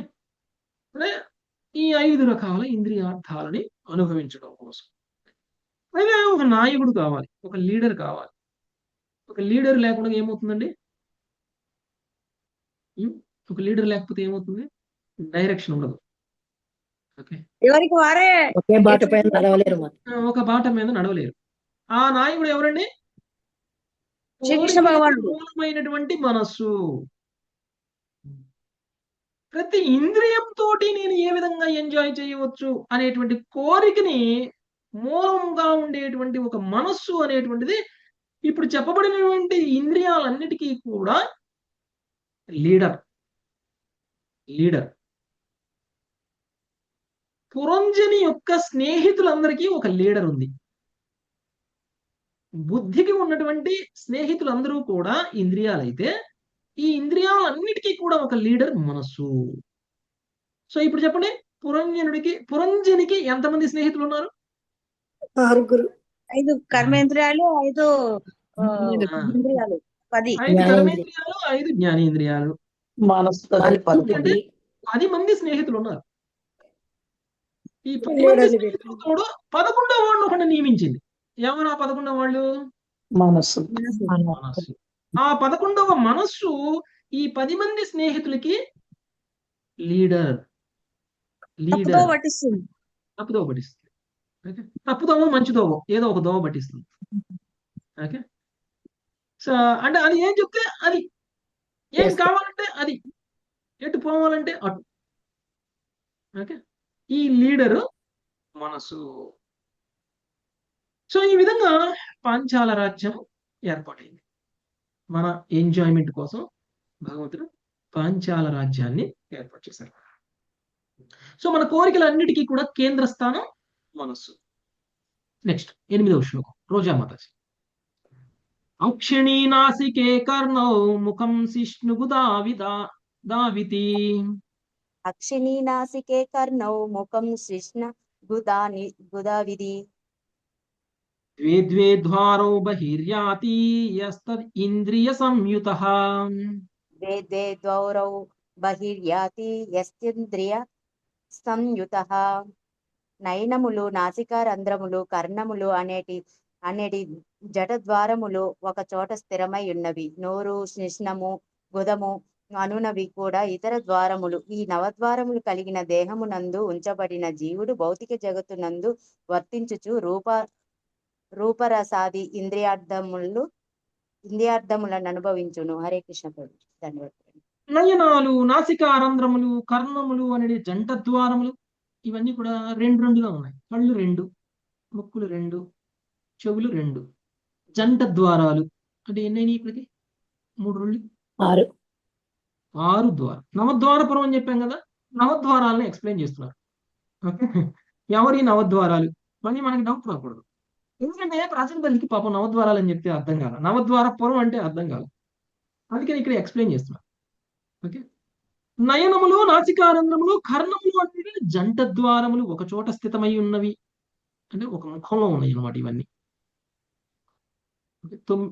9లో 6 రంధ్రాలు ముఖంలోనే ఉన్నాయి. అంటే మన పాపాలకి పుణ్యాలకి మెయిన్ కారణం ఇది. చెవులు, మన ఫేస్. ఓకే, ఇక్కడి నుంచే మొదలవుతుంది అనమాట మన పాపం, మన పుణ్యం. ఇక జంట ద్వారాలు పోయినాయి. ఇప్పుడు నోరు, శిష్ణుము, గుదము అనునవి 3 ఇతర ద్వారాలు. ఈ నవద్వారములు కలిగిన దేహం నందు ఉంచబడి జీవుడు భౌతిక జగత్తునందు వర్తించుచు రూప రసాది ఇంద్రియార్థములను అనుభవించును. ఉన్నదే ఇంద్రియార్థాల రాజ్యంలో పాంచాల రాజ్యం. చుట్టూ ఇంద్రియార్థాలు కనబడితే ఇంద్రియాలు ఆగుతాయా? ఆగు. సో ఈ విధంగా నవద్వారపురంలో ఉంచబడినటువంటి ఈ పురంజనుడు ఒక్కొక్క ద్వారం ద్వారా వెళ్ళిపోయి ఒక్కొక్క ఇంద్రియార్థాన్ని ఎంజాయ్ చేస్తున్నాడు. కళ్ళ ద్వారా, ముక్కుల ద్వారా, చెవుల ద్వారా, నోటి ద్వారా, శిష్ణం ద్వారా, గుదము ద్వారా. ఓకే, ఈ విధంగా ఎంజాయ్ చేస్తూ ఉన్నాడు. సో మన యొక్క ఆధ్యాత్మిక స్థితిని పూర్తిగా మర్చిపోయినటువంటి స్థితి. మనం శరీరం కాదు, మనం ఈ భౌతికమైనటువంటి ఇంద్రియాలు కాదు, మనం ఇక్కడ ఉంచబడ్డాము. మనం ఆధ్యాత్మికమైనటువంటి ఆత్మ, ఈ ఆత్మ యొక్క నిజ స్థితిని మర్చిపోయినటువంటి స్థితి. కేవలం ఇంద్రియ భోగం చేయాల్సి జీవితాన్ని గడిపేటువంటి స్థితి. ఓకే, ఈ విధంగా మనసు ఈ ఇంద్రియాలను ఉపయోగించి ఈ ఇంద్రియాల ద్వారా ఇంద్రియార్థాలను ఎంజాయ్ చేసే విధంగా తప్పుదారి పట్టిస్తూ మన యొక్క గమ్యం నుంచి మనల్ని దూరం చేస్తుంది మనసు. సో మనకి ముఖ్యమైనటువంటి శత్రువు ఎవరండి? మన గమ్యాన్ని డైవర్ట్ చేసే శత్రువు ఎవరు? మనస్సును నియంత్రిస్తే మనిషి ఈ విశ్వంలోనే బలమైన శత్రువుని నియంత్రించినటువంటి వాడవుతాడు. చాలా కష్టం కదా ప్రభు, చాలా కష్టం. అర్జునుడే చెప్పాడు నాకు మనసు నియంత్రించడం తప్ప ఏదైనా నియంత్రించగలను అని చెప్పాడు కదా. గాలినైనా బంధించగలను కానీ మనసును బంధించలేను అని చెప్పాడు. అర్జునుడికే సాధ్యం కాలేదు. కాబట్టి అలాంటి మనసుతోటి ఏం చేయాలండి?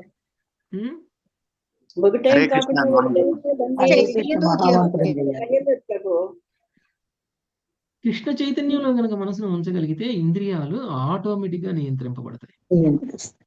లౌకికమైనటువంటి బుద్ధి నియంత్రణలో మనసు లేకపోతే ఆధ్యాత్మికమైనటువంటి బుద్ధి కారణంగా మనసులో కృష్ణ చైతన్యం తప్ప వేరే ఏమీ ఉండదు. అనుభవించే ప్రతిదీ కూడా కృష్ణుడి సంతోషం కోసం, కృష్ణుడికి అర్పించి. సో మనసులో ఉండాల్సింది ఎవరండి? కృష్ణ ఉండాల కృష్ణుడు ఉండాలి. ఎవరి మనసులో కృష్ణుడు ఉంటాడో వాళ్ళ ఇంద్రియాలన్నీ కూడా నియంత్రింపబడతాయి. ఎవరి మనసులో కృష్ణుడు ఉండడో వాళ్ళ ఇంద్రియాలు నియంత్రింపబడవు. ఎలా వస్తారు మనసులో కృష్ణుడు? ఇన్వైట్ చేస్తే వస్తారు. ఇన్వైట్ చేస్తారు. మీరు ఎవరింటికైనా వెళ్ళిపోతారా ఇన్వైట్ చేయకుండా? ఎవరింటికైనా ఎవరైనా సరే వెళ్ళిపోవచ్చా ఎప్పుడైనా? నన్ను మాతాజీ, నేను మీ ఊరు వచ్చాను మాతాజీ, నేను మధుర వచ్చాను, లేకపోతే ఖమ్మం వచ్చాను, గుంటూరు వచ్చాను, విజయవాడ వచ్చాను అని నేను చెప్తే మీరు వచ్చారా ప్రభుజీ, మంచిది ప్రభుజీ అని అన్నారు అనుకోండి, నేను వస్తాను మీ ఇంటికి. ప్రభుజీ మీరు ఇక్కడ దాకా వచ్చారు కదా, ఒక్కసారి మా ఇంటికి వచ్చుకోరా అని అన్నాం అనుకోండి, అప్పుడు తప్పకుండా అవకాశం ఉంటే వస్తాను మాతాజీ అని అన్నాం. లేదు ప్రభుజీ మీరు తప్పకుండా రావాలి, మీకోసం చాలా ఏర్పాట్లు చేశాను, మీరు రావాల్సిందే, ఒక్కసారి మాకు దర్శనం ఇచ్చిపోండి అని అన్నారు అనుకోండి, అప్పుడు పాపం మాతాజీ ఇంత బాగా బతిలాడుతుంది, ఇంత గొప్పగా జరుగుతుంది, తప్పదులే ఈ ఒక్కసారి పోయి, నాకు ఎన్ని పనులు ఉన్నా కానీ ఒక్కసారి మాతాజీకి కలిసి వెళ్ళిపోదాం. ఎన్ని పనులున్నా మిమ్మల్ని కలుసుకుని ప్రభుజీ అని ప్రాధేయపడితే తప్పకుండా వస్తారని మేము ప్రాధేయపడాలి. ప్రాధేయపడకపోతే ఈమెకి పిలుపులోనే ఇంట్రెస్ట్ లేదు, ఇక మనం ఏం చేస్తామని అనుకోండి. పిలుపులో ఇంట్రెస్ట్ ఉండాలి ఫస్ట్. ప్రభుజీ మీరు ఇందాకనే నేను తండ్రిని, కృష్ణ భగవాన్ మన తండ్రి హాస్టల్లో చేర్పించిన అని చెప్పారు కదా, తండ్రికి ఇన్విటేషన్ ఏంటి ప్రభుజీ, వచ్చేయచ్చు కదా డైరెక్ట్? ఇన్విటేషన్ ఇవ్వాలి, తండ్రిని గుర్తించాలి మనం ముందు. కొన్ని సందర్భాల్లో చూడండి, నేను కొడుకు కోడలు ఉండే ఇంటికి వెళ్ళినా కానీ నన్ను సరిగ్గా చూడలేదు అని తండ్రి అనుకున్నాడు అనుకోండి, రెండోసారి తండ్రి వెళ్తాడా? ఇన్విటేషన్ లేకపోయినా వెళ్ళొచ్చు, కానీ ట్రీట్మెంట్ లేకపోతే మాతాజీ నన్ను పిలిచింది కదా నేను వెళ్ళాను, కనీసం కడుక్కోవడానికి నీళ్లు ఇవ్వలేదు, కాళ్ళు కడుక్కోవడానికి, తాగడానికి మంచినీళ్ళు ఇవ్వలేదు, కూర్చోబెట్టడానికి ఆసనం ఇవ్వలేదు, తినడానికి పెట్టలేదు అనుకోండి, ఇంకోసారి వెళ్తాను మళ్ళీ మాతాజీ పిలిచినా గానీ ఎందుకు రారండి. అలానే ముందు ఆ మనసులో కృష్ణుడిని తిష్ట వేయించాల, బయటికి పోకుండా. అబ్బా మాతాజీ పిలిచింది, నేనైతే ఏదో పిలిచిందిలే అని వెళ్ళాను, కానీ మాతాజీ చూపించే ప్రేమ అభిమానం చూస్తుంటే నాకు వెళ్ళబుద్ధి కావట్లేదు, ఇక్కడి నుంచి ఇంకో 4 రోజులు ఉండాలనిపిస్తుంది అనిపించాలి. ఓకే, సో మనం పిలిచే పిలుపులో భావం ఉండాలి, మన ఇన్విటేషన్ లో భావం ఉండాలి, తప్పకుండా రావాలి అనే కోరిక ఉండాలి. ఆ పిలిపే హరే కృష్ణ మహామంత్రం. హరే కృష్ణ హరే కృష్ణ హరే రామ హరే రామ రామ హరే హరే. భావంతో ఈ పిలుపుని పిలవాలి. ఓకే,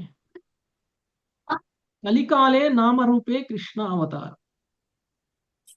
కృష్ణుడు ఈ కలియుగంలో నామరూపంలో అవతరించి ఉన్నారు.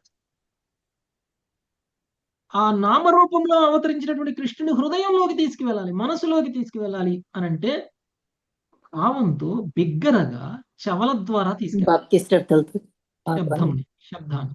ఓకే, సో ఆ నామాన్ని బిగ్గరగా చెవలకు వినపడేలా చేస్తే అప్పుడు కృష్ణుడు హృదయానికి వెళ్తాడు. అప్పుడు మనం కృష్ణ చైతన్యంలో ఉన్నట్టు. పిలుపులో భావం ఉంది, వచ్చిన తర్వాత కూడా ట్రీట్మెంట్ బాగుంది, అప్పుడు ఏం చేస్తారు? కృష్ణుడు వెళ్తారా బయటికి? తిష్ట వేసుకొని కూర్చుంటారు. నెట్టినా పూరంట మాతాజీ చెప్తుంది. ఎందుకు తింటాం మాతాజీ మీరు మరి?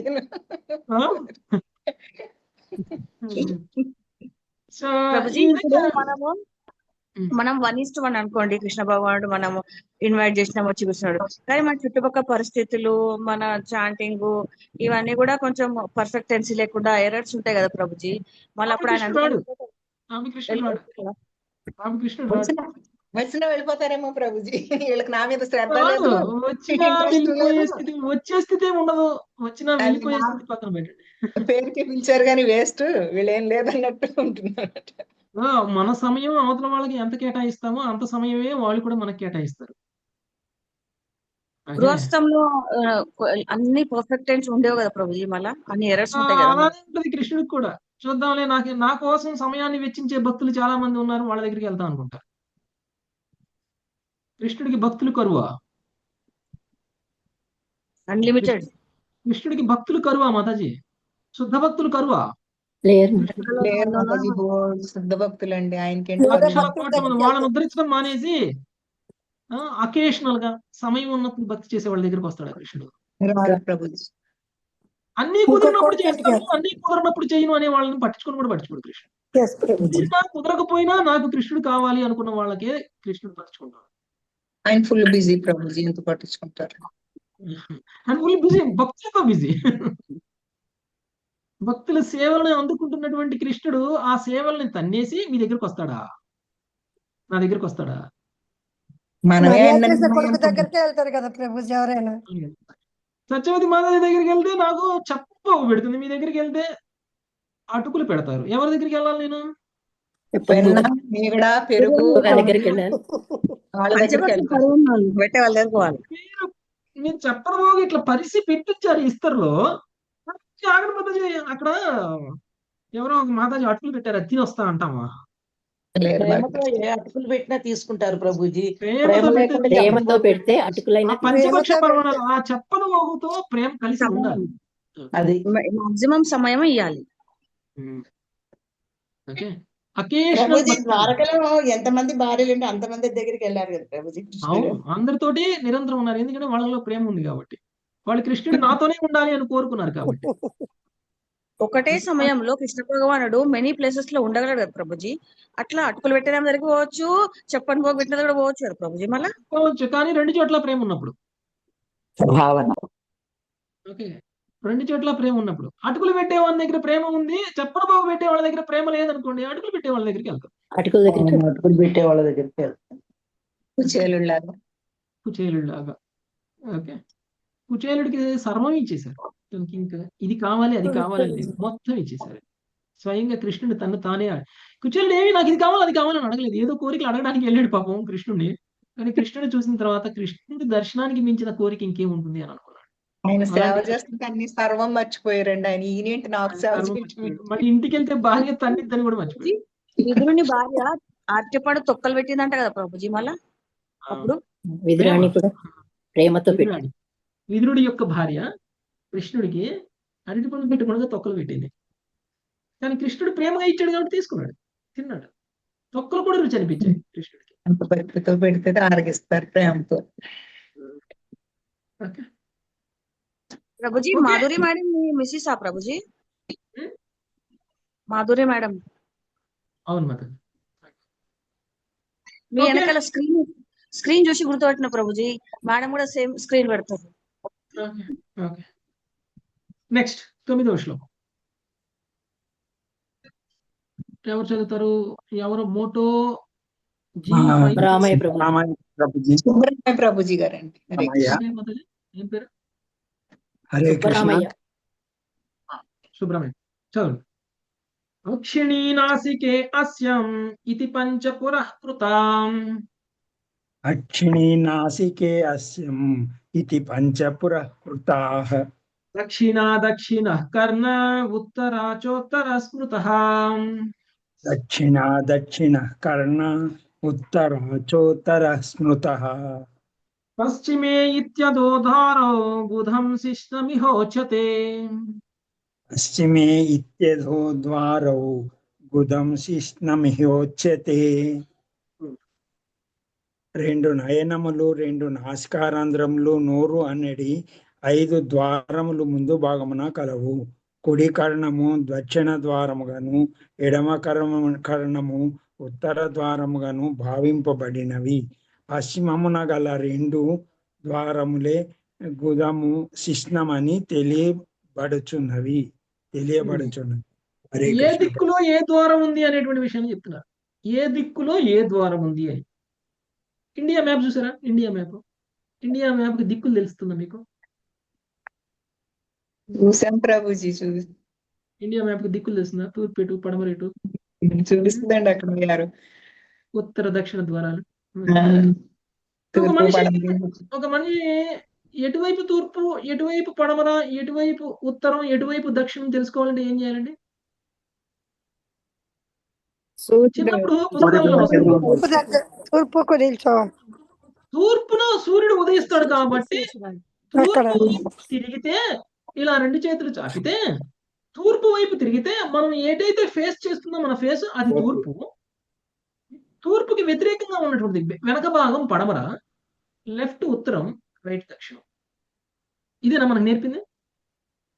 ప్రభుజీ ఎక్కడికి వెళ్ళినా తూర్పు ఉదయించే సూర్యుడు Yes, చూస్తే ప్రభు. కొంచెం అర్థం అవుతుంది. అంటే తూర్పు వైపు మన ముఖాన్ని పెడితే, తూర్పు వైపు మన ముఖాన్ని పెడితే మన ముఖం ఉన్నటువంటి వైపు తూర్పు, మన ముఖానికి వ్యతిరేకంగా అంటే తల వైపు, వెనకాల వైపు, వీపు వైపు పడమర, లెఫ్ట్ ఉత్తరం, రైట్ దక్షిణం. దక్షిణం. ఇప్పుడు చెప్పండి, నవద్వారాలలో ఏ ద్వారం ఏ దిక్కులో ఉందో? చెవులు నార్త్ సౌత్ లో ఉన్నాయి. తూర్పు మర్చిపోయారా? ఫస్ట్ తూర్పు చెప్పండి. నోరు నోరు అన్ని తూర్పు వైపు ఉన్న ఫేసింగ్ అంటే సౌత్ అవి. కళ్ళు, రెండు ముక్కులు, ఒక నోరు తూర్పు వైపుకు ఉన్నాయి. ఒక చెవు ఉత్తరం వైపు ఉంది, ఒక చెవు దక్షిణం వైపు ఉంది. శిష్ణము గుదద్వారము ఎటున్నాయి? పడమర వైపు ఉన్నాయి. ఓకే, వెనక భాగం. ఓకే, సో ఇది మనకి చెప్తున్నటువంటి విషయం. అంటే నవద్వారాలని పరిచయం చేస్తున్నారు. నెక్స్ట్ కంపస్ కూడా యూజ్ చేస్తారు Prabhuji. Compass. Okay Mataji, science గురించి మనం తర్వాత మాట్లాడదాం, ముందు భాగవతం గురించి మాట్లాడదాం. ఓకే, నెక్స్ట్ జీ లక్ష్మీ మాతాజీ. కద్యోతావిర్ముఖీ చాత్ర నేత్రే ఏకత్ర నిర్మిత. పద్యోతా విర్ముఖీ చాత్ర నేత్రే ఏకత్ర నిర్మితే. రూపం విభ్రాజితం తాభ్యాం విచష్టే చక్షుషేశ్వరః.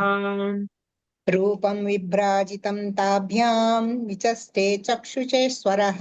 హరే కృష్ణ ప్రభుజీ. Thank you Prabhuji. ఇది చదవాలి కదా. కద్యోతము, ఆవిర్ముఖి అని వర్ణింపబడిన రెండు ద్వారములు, ఒకే చోట ఉన్నట్టి రెండు కన్నులు, విభ్రాజితమను నామము కలిగిన పట్టణము, రూపమని తెలుసుకొనుము. ఈ ప్రకారము రెండు కన్నులు నానావిధ రూపములను దర్శించుటలో సదా నియుక్తమై ఉండును. హరే కృష్ణ ప్రభుజీ. ఏ ఇంద్రియంతో ఎలాంటి ఇంద్రియార్థాలని అనుభవిస్తారు అనేటువంటిది ఇక్కడ. కద్యోతము, అవిర్ముఖి అని వర్ణించబడినటువంటి రెండు ద్వారములు. అంటే ఇక్కడ రెండు కళ్ళు ఉన్నాయి కదా, ఒక కన్నుని కద్యోతమని, ఇంకొక కన్నుని అవిర్ముఖి అని అంటారు. ఓకే, అంటే యాక్చువల్గా ఈ రెండు కళ్ళకి పేరు పెట్టాడు ఇంతకు ముందు కథలో. ఓకే, సో సఖి అంటే మిత్రుడు. మన ఎవరికి? పురంజనికి మిత్రుడు కదా ఇంద్రియాలన్నీ. పురంజని యొక్క మిత్రుల యొక్క పేర్లు చెప్తున్నారు ఇక్కడ. ఓకే, అంటే ఇంద్రియాలకు ఒక్కొక్క దానికి ఒక్కొక్క పేరు ఉందన్నమాట. కద్యోతము, అవిర్ముఖి అని వర్ణింపబడినటువంటి ఈ రెండు ద్వారాలు ఒకే చోట ఉన్నటువంటి రెండు కన్నులు. ఈ రెండు. ఓకే, ఈ రెండింటితో ఏం చేస్తాము? విభ్రాజితమును నామము కలిగినటువంటి పట్టణము రూపమని తెలుసుకోవాలి. మీరు మళ్ళీ కథలోకి వెళ్ళినట్లయితే 27వ అధ్యాయము 26వ అధ్యాయంలో చెప్పినటువంటి విషయానికి కనుక వెళ్ళినట్లయితే ఈ ద్వారం ద్వారా విభ్రాజితం అనేటువంటి ఊరికి వెళ్తాడు అని చెప్పబడింది. పురంజనుడు ఈ కద్యోతము అవిర్ముఖి అనేటువంటి ద్వారాల ద్వారా ఎక్కడ వెళ్తాడు? విభ్రాజితం అనేటువంటి ప్రదేశానికి వెళ్ళి ఎంజాయ్ చేస్తాడు అని చెప్పబడింది. ఇంద్రియాలతో ఎంజాయ్ చేయడమే కదా. ఆ విభ్రాజితం అంటే ఏమిటి అనంట?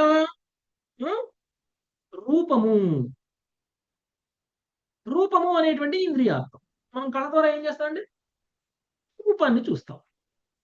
ఓకే, రూపాన్ని చూస్తాం, ఎంజాయ్ చేస్తాం.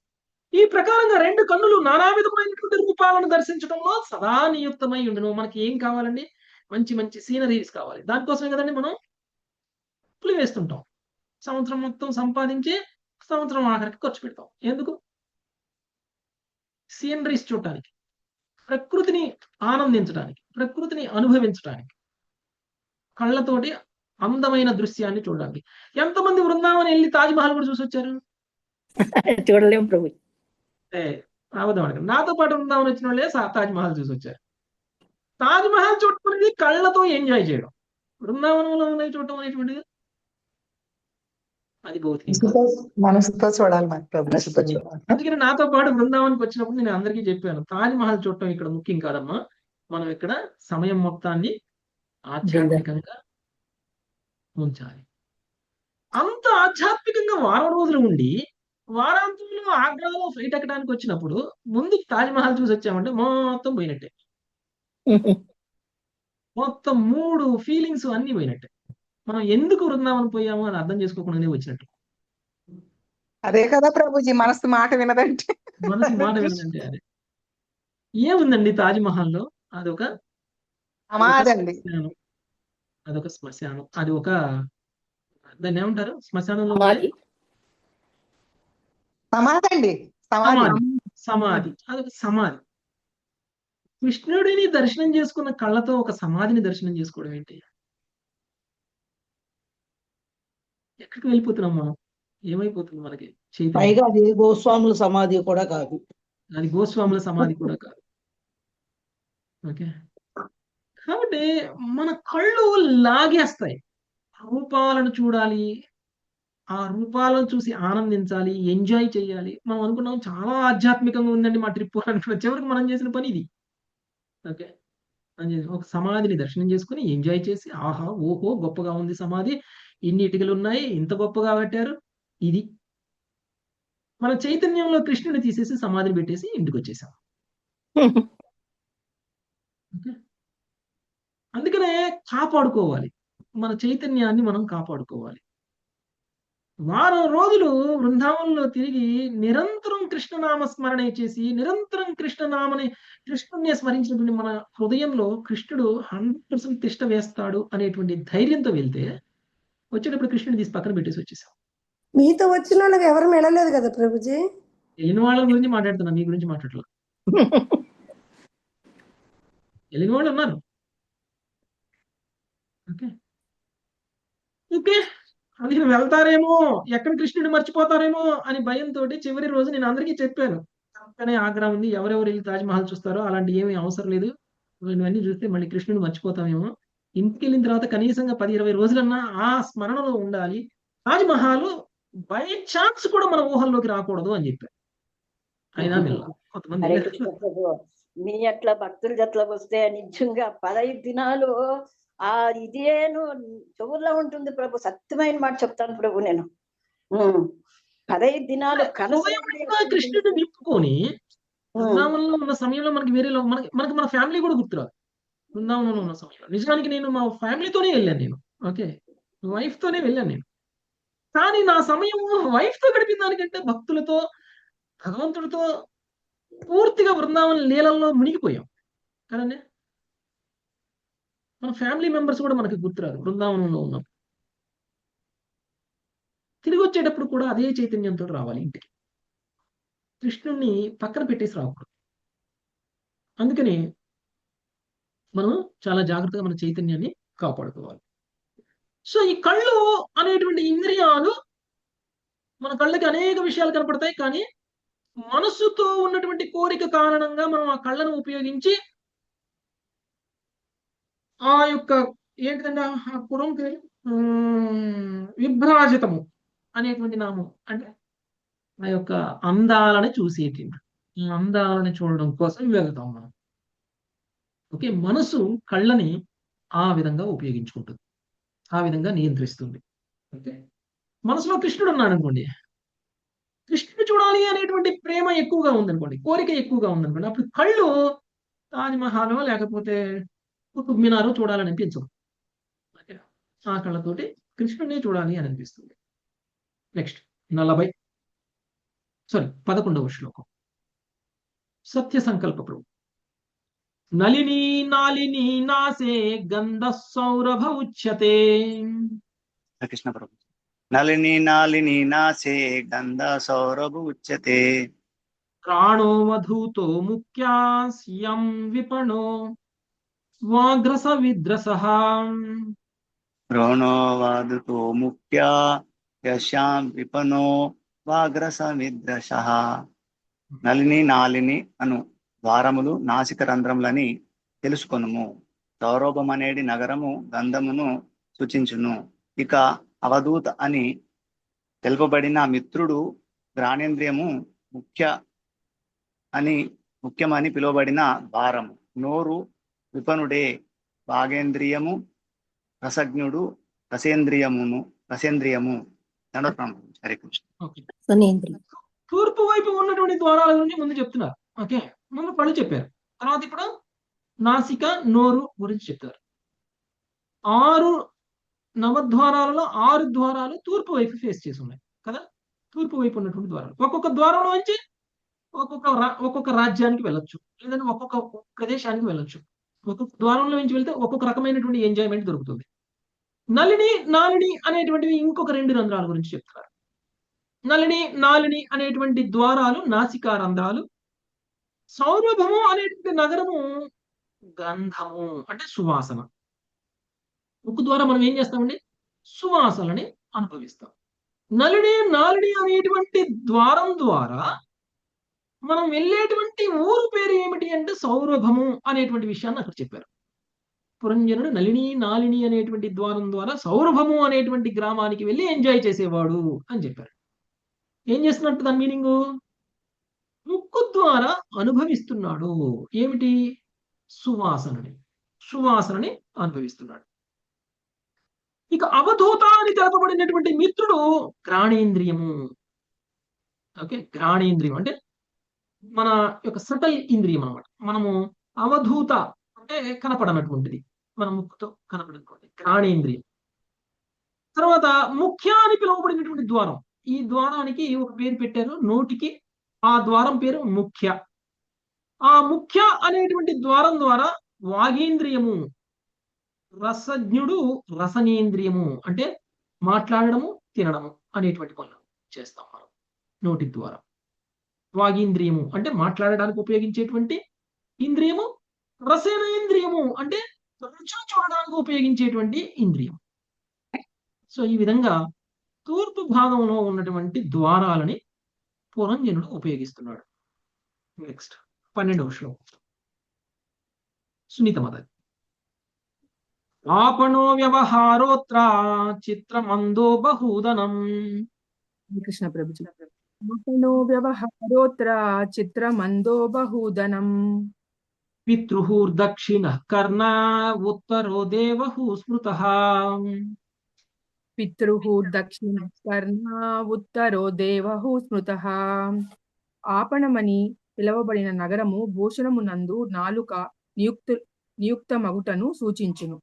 బహూదనమనగా నానా విధములగు ఆహార పదార్థములు. కుడి చెవి పితృః ద్వారమని పిలవబడగా ఎడమ చెవి దేవహు ద్వారమని చెప్పబడినది. హరే కృష్ణ ప్రభుజీ. దండోత్పన్నం. ఆపణం అనేటువంటి నగరం, నోటి ద్వారా ఆపణం. సార్ ఏమిటి ఆపణం అనేటువంటి నగరం? నాలుక లేకుండా ఎవరైనా మాట్లాడతారా? నాలుక లేక ఎవరైనా రుచి చూస్తారా? లేదు. సో అది ఉపయోగించి మనము మాట్లాడతాం, రుచి చూడటం అనేటువంటిది చేస్తారు. సో ఇక బహూదము అనగా నానా విధములకు ఆహార పదార్థాలు, మనం ఎంజాయ్ చేసేటువంటి ఇంద్రియార్థాల గురించి చెప్తున్నారు. బహూదనం అంటే నానా రకమైనటువంటి ఆహార పదార్థాలని నోటి ద్వారా నాలుకకి అందిస్తాము, ఆపణానికి అందిస్తాము. ఓకే, సో ఇక కుడి చెవి ఎడమ చెవి గురించి మాట్లాడుతున్నారు. ఎడమ చెవి పితృహు ద్వారం అని పిలవగా కుడి చెవి పితృహు ద్వారం అని పిలవబడగా ఎడమ చెవి దేవహు ద్వారం అని చెప్పబడినది. అంటే 2 చెవులకి 2 ద్వారాలు. ఈ 2 ద్వారాలకి 2 పేర్లు. ఒకటి పితృహు ద్వారం, రెండవది దేవహు ద్వారం. నెక్స్ట్ 13 లక్ష్మీనివాస్ మాతాజీ. ప్రవృత్తంచ నివృత్తంచ శాస్త్రం పాంచాల సంహితం. ప్రవృత్తంచ నివృత్తంచ శాస్త్రం పాంచాల సంహితం. పితృయానం దేవయానం శ్రోత్రాచ్యుతధరాదృచేత్. పితృయానం దేవయానం శ్రోత్రాచ్యుతధరధ్వజేత్. హరే కృష్ణ. నారదముని పలికను. దక్షిణ పాంచాలమని తెలుపబడిన నగరము ప్రవృత్తి విధానమును కామ్యకర్మల యందు ఇంద్రియ భోగ పద్ధతి నిర్దేశించుటకు ఉపయోగించబడిన శాస్త్రములను సూచించును. ఉత్తర పాంచాలమని తెలుపబడిన వేరొక నగరము కామ్యకర్మలను తగ్గించుటకు జ్ఞానమును వృద్ధి చేయుటకు ఉద్దేశింపబడిన శాస్త్రములను సూచించును. ఈ ప్రకారము జీవుడు 2 కర్ణముల ద్వారా వివిధ రకములకు జ్ఞానమును గ్రహించుచుండును. దానిచే కొందరు జీవులు పితృలోకమునకు వెడలుచుండగా మరికొందరు దేవలోకమునకు వెడలుదురు. ఇది అంతయు 2 కర్ణముల చేతనే సాధ్యపడుతున్నది. హరే కృష్ణ ప్రభుజీ. ధన్యవాదాలు. ఇక్కడ ముఖ్యంగా మనం గుర్తుంచుకోవాల్సిన విషయం, 2 చెవులు ఉన్నాయి. ఏ చెవు మనకి భగవంతుడి యొక్క ధామానికి తీసుకువెళ్తుంది, ఏ ఎడమ చెవు చెవి. మనకి కర్మకాండ వైపు తీసుకెళ్తుంది అనేటువంటి విషయం మనం అర్థం చేసుకోవాలి. గురు మహారాజ్ దీక్ష ఇచ్చాడు. అందరూ మ్యూట్ చేయండి మాతాజీ దయచేసి. మళ్ళీ మీరు చదివేటప్పుడు మీరు అన్మ్యూట్ చేసుకుంటారు కానీ. ఓకే. సో మనం గురు మహారాజ్ దీక్ష ఇచ్చేటప్పుడు హరే కృష్ణ మహామంత్రం మనం చెప్పారా సత్య సంకల్ప ప్రభు రీసెంట్ గా మీరు తీసుకున్నారు కదా. ఎస్ ప్రభు చెప్పారు. గురు మహారాజ్ హరే కృష్ణ మహామంత్రం చెప్తారు. అప్పుడు మనం ఏం చేయాలి? ఎడమ చెవితోటి వినాలి ప్రభు. ఎడమ చెవితో వినాలి. కుడి చెవు మూసి ఎడమ చెవితో వినాలి. ఓకే. ఎడమ చెవి అంటే ఏంటి? ఉత్తర ద్వారం, అంతే కదా. దేవద్రావం, ఉత్తర ద్వారం, ఉత్తరం వైపు ఉన్నటువంటిది ఎడమ చెవి. ఓకే. దక్షిణ పాంచాలమని తెలుపబడినటువంటి నగరము ప్రవృత్తి విధానము. ప్రవృత్తి విధానం అంటే కర్మకాండ, కామ్య కర్మలు చేయడం, స్టెప్ బై స్టెప్. ప్రవృత్తి విధానంలో మీరు ముక్తిని సాధించవచ్చు, అలానే నివృత్తి విధానంలో కూడా మీరు ముక్తిని సాధించవచ్చు. ప్రవృత్తి విధానం ద్వారా మీరు ముక్తి పొందాలంటే కొన్ని వందల జన్మలు పడుతుంది. నివృత్తి విధానం ద్వారా మీరు ముక్తిని పొందాలి అని అంటే ఈ జన్మలో అయినా వెళ్ళిపోవచ్చు. ప్రవృత్తి విధానంలో మనం ఏం చేస్తాము అని అంటే అంచెలంచెలుగా మనం ఎదుగుతాం. ప్రవృత్తి విధానంలో మనం అంచెలంచెలుగా ఎదగడం కోసం మనకు ఉన్నటువంటి దేన్ని వదిలిపెట్టాం, ఉన్నటువంటి వాడిని అనుభవించుకుంటూ వెళ్తూ ఉంటాం. మన యొక్క వర్ణాశ్రమ ధర్మ విధానాన్ని అనుసరించి మన వర్ణము, మన ఆశ్రమంకి అనుగుణంగా మనం చేయాల్సినటువంటి కర్మలు చేస్తూ మనం భగవద్భక్తిలో పురోగమించేటువంటి విధానం ఏదైతే ఉందో అది ప్రవృత్తి విధానం.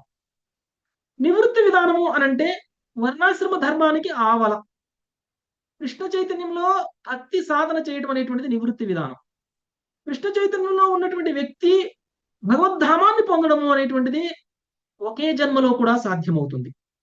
దానికి అనేక జన్మలు తీసుకోవాల్సినటువంటి అవసరం లేదు. నివృత్తి విధానము అనేటువంటిది ఉత్తర ద్వారం ద్వారా జరుగుతుంది.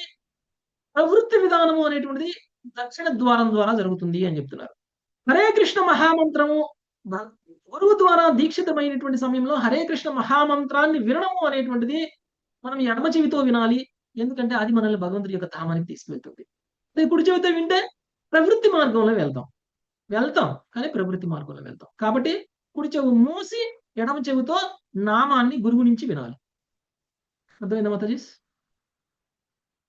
ఎందుకంటే హరే కృష్ణ మహామంత్ర జపం అనేటువంటిది నివృత్తి మార్గం, ప్రవృత్తి మార్గం కాదు. ఓకే, అర్థం కాలేదు ఎవరికి? సపోజ్ ప్రభుజీ మనము బై మిస్టేక్ కుడి చేతితో విన్నాం అనుకోండి, పితృది కర్మకాండ అన్నారు, బ్యాక్ వచ్చి మళ్ళీ లెఫ్ట్ చేతితో వినే అట ఆప్షన్ ఏం లేదా ప్రభుజీ? ఎట్లుంటుంది? ఇంకా అయిపోయింది మీ ఛాన్స్. ఒకసారి దీక్షిస్తారు గురువు అంటే అప్పుడు ఇవన్నీ తెలియదు కదా ప్రభుజీ. మళ్ళీ అప్పుడు స్టార్టింగ్ లా అక్కడ ఎడమ చెవితో వినండి అని చెప్తారు. చెప్పారా ప్రభు? సత్సంకల్ప ప్రభు చెప్పారు ప్రభుజీ, చెప్పారు. చెప్పినా మనం వెళ్ళలేదనుకో అది మన మూర్ఖత్వం. ఎడమ చెవితో వినండి అని చెప్తారు నామాన్ని. అందుకనే మాతాజీ మనం అందరం కూడా శాస్త్రాన్ని చదవాలి. ముందు గురువు దగ్గర దీక్ష తీసుకోవడానికి వెళ్ళడానికంటే ముందు మనం ఇవన్నీ చదువుకొని ఉండాలి. చదువుకొని ఉంటే ఏమవుతుందంటే మనకి ఇవన్నీ తెలుస్తాయి. అప్పుడు మనం అక్కడికి వెళ్ళి అంటే అర్హత సాధించిన తర్వాత దీక్ష పొందాలి. అందుకే చెప్పేది, అర్హత లేకుండా దీక్ష తీసుకోకూడదు. సరే, గురు మహారాజ్ కృప వల్ల మాతాజీ ఎడం చెబుతా అయినా కుడి చెబుతా అయినా కానీ మనకేం భేదం లేదనుకోండి, మనం వెళ్ళిపోతాం. గురు మహారాజ్ యొక్క ఇన్స్ట్రక్షన్స్ ఫాలో అయిపోతే నివృత్తి మార్గంలో ఉంటే వెళ్ళిపోతాం. అంటే ఎడమ చెవిని కుడి చెవిని రెండింటి మార్గంలో ఉపయోగించుకుంటున్నాం. అది కూడా ఒక రకంగా మంచిదే. ఓకే, ఇవన్నీ కూడా కర్మకాండను ఫాలో అయ్యే వాళ్ళకి ఎడమ చెవి కుడి చెవి అనేటువంటిది. కృష్ణ భక్తిలో ఏమీ లేదు మాతాజీ. కృష్ణ భక్తిలో ఏదైనా ఒకటి. ఓకే, కృష్ణ భక్తిలో ఏ చెవినైనా వాడచ్చు. పొరపాటున మీరు కుడి చెవితో విన్నా నష్టమేమి లేదు మాతాజీ, ఏం భయపడకండి. మీరు కుడి చెవి కర్మకాండలో ఉపయోగించాల్సిన దాన్ని కూడా భక్తిలో ఉపయోగించారు, ఇంకా మంచిది. ఓకే, కృష్ణనామం 2 చెవులతో వినాలి, 2 చెవులతో లోపల తీసుకోవాలి. ఇక్కడ జాగ్రత్త కోసం ఒకవేళ అవి ఎందుకు చెప్తారు అని అంటే ఛాన్సెస్ ఉంటాయన్నమాట. మనం మళ్ళీ భౌతికంగా పతనం చెందే ఛాన్సెస్. కుడి చెవిని ఎక్కువగా ఆధ్యాత్మిక విషయాలకు ఉపయోగిస్తే, కృష్ణ చైతన్యానికి ఉపయోగిస్తే. ఓకే, ఎడమ చెవి చాలా ఇంపార్టెంట్. Okay okay next 14. ఏమో సైలెంట్గా ఉన్నారు, ఏమన్నా కోపమా? అర్థం కాలేదా? మీరు చెప్తున్నది 2 చెవుల నుంచి పోతుంది కదా ప్రభుజీ, ఒక చెవులో ఏం పోతున్నారు కదా. ప్రభుజీ కోపం గారు శ్రద్ధగా ఇంట్లో ఉండిపోయినాం వింటున్నాం, ప్రభుజీ. సైలెంట్ గా ఉన్నామంటే అర్థం. ఓకే. హరే కృష్ణ. ప్రభుజీ ఇప్పుడు మీరు చెప్తున్నారు 2 చెవుల నుంచి పోతుంది కదా ప్రభుజీ. మళ్ళా మూస్తే ఎందుకు పోతుంది మాతాజీ? మూయండి, ఒకటి ముయ్య- మూయట్లేదు మీరు, అందుకని పోతుంది. కుడి చెవి మూసుకొని కూర్చోవాలా ప్రభుజీ క్లాస్? ప్రభుజీ కుడి చెవి మూసుకుని ఎడం చేత వినమని చెప్తున్నారు. కొంచెం ఓకే మూసుకొని ఎడం మాతాజీ. చెవితో ఏంటంటే కొద్ది గొప్ప పోతే పోనీయండి మాతాజీ. మాక్సిమం అయితే ఎడం చెవి నుంచి వెళ్తుంది కదా. కానీ ఒకటి గుర్తుంచుకోండి, గురు మహారాజ్ యొక్క వాయిస్ ఉంది చూసారా, హరికృష్ణ మహామంత్రం చెప్పేటప్పుడు ఆ వాయిస్ కరెక్ట్ మన చెవుని తాకేలాగా మనం వినాలి, ఏదో అశ్రద్ధగా వినద్దు. ఓకే, సో దీక్ష తీసుకోబోయే వాళ్ళు చాలా మంది ఉన్నారు కాబట్టి వాళ్ళ కోసం నేను చెప్తున్నాను. నెక్స్ట్ 14వ శ్లోకం. రోజా మాతాజీ. ఆసురీ మేడ్రం అర్వాగ్ద్వారం వ్యవాయో గ్రామీణం రతిః. అసూరి మేడ్ర రవ్యవ్యాయో గ్రామీణాం రతిః. ఉపస్థో దుర్మథ ప్రోక్తో నిరుతిర్భృత ఉచ్యతే. ఉపక్తో దుర్మద ప్రోక్తో నివృత్తి ధృత ఉచ్యతే. అధోభాగమున గల అసూరియను ద్వారము మేడ్రము ద్వారా చేయబడు గ్రామకమను నగరము మైదునమకై ఉద్దేశింపబడినది. మూర్ఖులకు సామాన్య జనులకు అది ఏ మిగుల ప్రియమైనది. ఉపసేంద్రియము దుర్మద అని పిలువబడగా గుదము నివృత్తి అని పిలువబడును. హరే కృష్ణ ప్రభు. నివృత్తి అంటే పిలువబడింది. ఇక ఇప్పటి వరకు తూర్పు, ఉత్తర, దక్షిణ ద్వారాల గురించి చెప్పారు. ఇప్పుడు పశ్చిమ ద్వారాల గురించి చెప్తున్నారు. పశ్చిమ ద్వారాల గురించి చెప్తున్నారు. సో పశ్చిమ ద్వారాలు ఏమిటి అంటే ఉపస్థేంద్రియము, గుదము. ఉపస్థేంద్రియము, గుదము, ఈ రెండింటి ద్వారా కూడా మనం ఎంజాయ్ చేస్తాం. ఇక్కడ చూడండి, ఆసురీ ద్వారము అని చెప్పబడేటువంటి దాన్ని మేడ్రము అని అంటారు. అక్కడ చెప్పినప్పుడు మేడ్రము అనేటువంటి ద్వారం అని చెప్పారు కథలో. ఆ మేడ్రము ద్వారా మనం చేరుకునేటువంటి గ్రామం పేరు గ్రామకము అనేటువంటి నగరం. ఆ గ్రామకము అనేటువంటి నగరంలో మనం చేసేటువంటి ఎంజాయ్మెంట్ ఏంటంటే మైథున సుఖం. ఓకే, సో ఈ ఆసురీ ద్వారం ద్వారా, దాని పేరు కూడా బలి పెట్టారు, ఆసురీ ద్వారం. దాని ద్వారా మనం చేస్తున్నటువంటి ఎంజాయ్మెంట్ మైథున సుఖం. ఎవరైతే మూర్ఖులో, ఎవరైతే సామాన్యమైనటువంటి వ్యక్తులో, ఎవరైతే అభక్తులో వాళ్ళకి ఈ సుఖం ఎక్కువగా కావాలి అనిపిస్తుంది.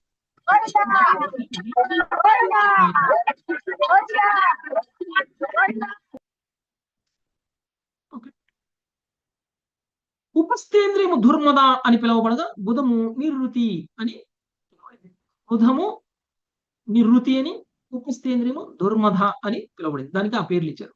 ఎవరు వీళ్ళంతా? పురంజని యొక్క మిత్రులు. ఓకే, నెక్స్ట్ అంటే ఇంద్రియాలు. నెక్స్ట్ 15వ శ్లోకం. సుబ్రహ్మణ్య ప్రభు. వైశసం నరకంపాయుర్లుబ్ధకోంధౌతు మే శృణు. వైశసం నరకంపాయుర్లుబ్ధకోంధౌతు మే శృణు. తస్తపాదౌ పుమాంస్తాభ్యాం యుక్తో యాతి కరోతి చ. హస్తపాదో అంశాభ్యాం యుక్తో యాతి కరోతి చ. పురంజనుడు వైశసమునకు వెడలు నని చెప్పినప్పుడు దాని భావం అతడు నరకమునకు వెడలు ననియే. అతడు లుబ్ధకుడు అని అనగా గుదమును కర్మేంద్రియమును గూడియుండును. గతమున నేను తెలిపినట్టి ఇరువురు అందసకులు కరచరణములని తెలుసుకొనుము. వాని సహాయము చే జీవుడు అన్ని కార్యములను చేయుచు అటు నిటు చరించుచుండును. హరే కృష్ణ ప్రభుజీ. ఈ పురంజనుడు వైశసమును అనేటువంటి నగరానికి వెళ్తాడు అనేటువంటి విషయం చెప్పారు. ఆ వైశసము అంటే ఏమిటి అని అంటే నరకము. ఎందుకు వెళ్తారు నరకంలోకి? పురంజని సహాయంతో పురంజని యొక్క మిత్రులను ఉపయోగించుకొని వివిధ రకాలైనటువంటి ఎంజాయ్మెంట్ చేసేటువంటి పురంజనుడు పోయేటువంటి ప్రదేశము నరకము. ఓకే, అందుకని చెప్పారనమాట వైశసము అనేటువంటి విషయం. కాబట్టి ఇంకొక 2 విషయాల గురించి చెప్తున్నారు. ఇరువురు అందసకులు. అందసకులు ఎవరంట వాళ్ళు? కరచరణములు, చేతులు కాళ్ళు. చేతులు కాళ్ళు గురించి కూడా చెప్పారు. వాని సహాయంతో జీవుడు అన్ని కార్యములను చేయొచ్చు, అటు ఇటు చరించుచుండును.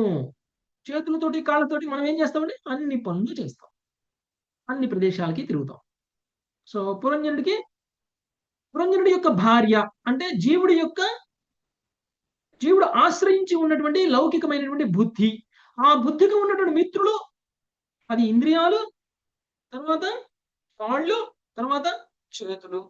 ఈ ఇంద్రియాలన్నీ ఏ ఏ దిక్కులో ఉన్నాయి అనేటువంటి విషయాన్ని చెప్పి ఏ రకంగా ఎంజాయ్ చేస్తాము అనేటువంటి విషయాన్ని చెప్పాం. వీటన్నిటికీ లీడరు మనసు. మనసు యొక్క కోరికలకు అనుగుణంగా ఇంద్రియాలను ఉపయోగించి ఎంజాయ్ చేస్తాం. కాళ్ళతోటి చేతులతోటి మనం వివిధ కార్యాలు, వివిధ కర్మలు చేస్తూ ఉంటాం. ఓకే, ఇవే మనకి పుట్టినటువంటి పిల్లలు, బంధుమిత్రులు. కర్మ ఏమిటండి? కర్మలు మనం చేస్తున్నటువంటి కర్మలన్నీ కూడా పాపాలు పుణ్యాలు అన్ని కూడా బంధుమిత్రులు. సుఖోమల మాతాజీ. అంతఃపురంచ హృదయం విశూచిర్మన ఉచ్యతే తత్ర మోహం ప్రసాదం వా హర్షం ప్రాప్నోతి తద్గుణై. అంతఃపురము అను పదము హృదయమును సూచించు.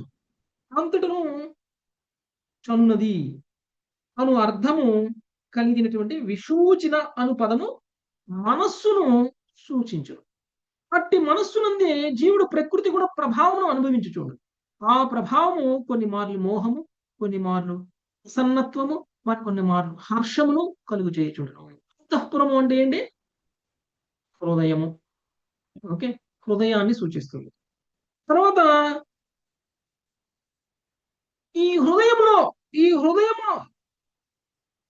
ఇక్కడ అంతటను అని సూచించేటువంటిది ఏదైతే ఉందో అది మనసు గురించి మాట్లాడుతున్నారు. ఈ మనసు అంతటా చరిస్తూ ఉంటుంది. మనస్సు నందే ప్రకృతి గుణ ప్రభావాన్ని అనుభవిస్తూ ఉంటాం. ప్రకృతి గుణ ప్రభావాల కారణంగానే మనసుకి కోరికలు, ఆ కోరికల కారణంగానే ఇంద్రియాలను ఉపయోగించడము అనేటువంటి జరుగుతుంది. కానీ ఆ ప్రభావం కొన్నిసార్లు మనల్ని మోహానికి గురి చేస్తుంది, కొన్నిసార్లు మనకి ప్రసన్నతని గురి చేస్తుంది, కొన్నిసార్లు మనకి సంతోషాన్ని, హర్షాన్ని కలుగజేస్తుంది అని చెప్తున్నారు. ఓకే, అంటే మనకు కలిగేటువంటి భావాలన్నిటికీ కారణం ఎవరు? మనస్సు. ఓకే, భావాలన్నిటికీ కారణం మనస్సు. నెక్స్ట్ 17వ శ్లోకం. సునీత మాతాజీ, సుధీర సునీతి మాతాజీ. యథా యథా విక్రియతే గుణాక్తో వికరోతి వా. యదా యదా విక్రియతే గుణకర్తో వికరోతి వా. తథా తథోపదృష్టాత్మా తద్వృత్తిరనుకార్యతే.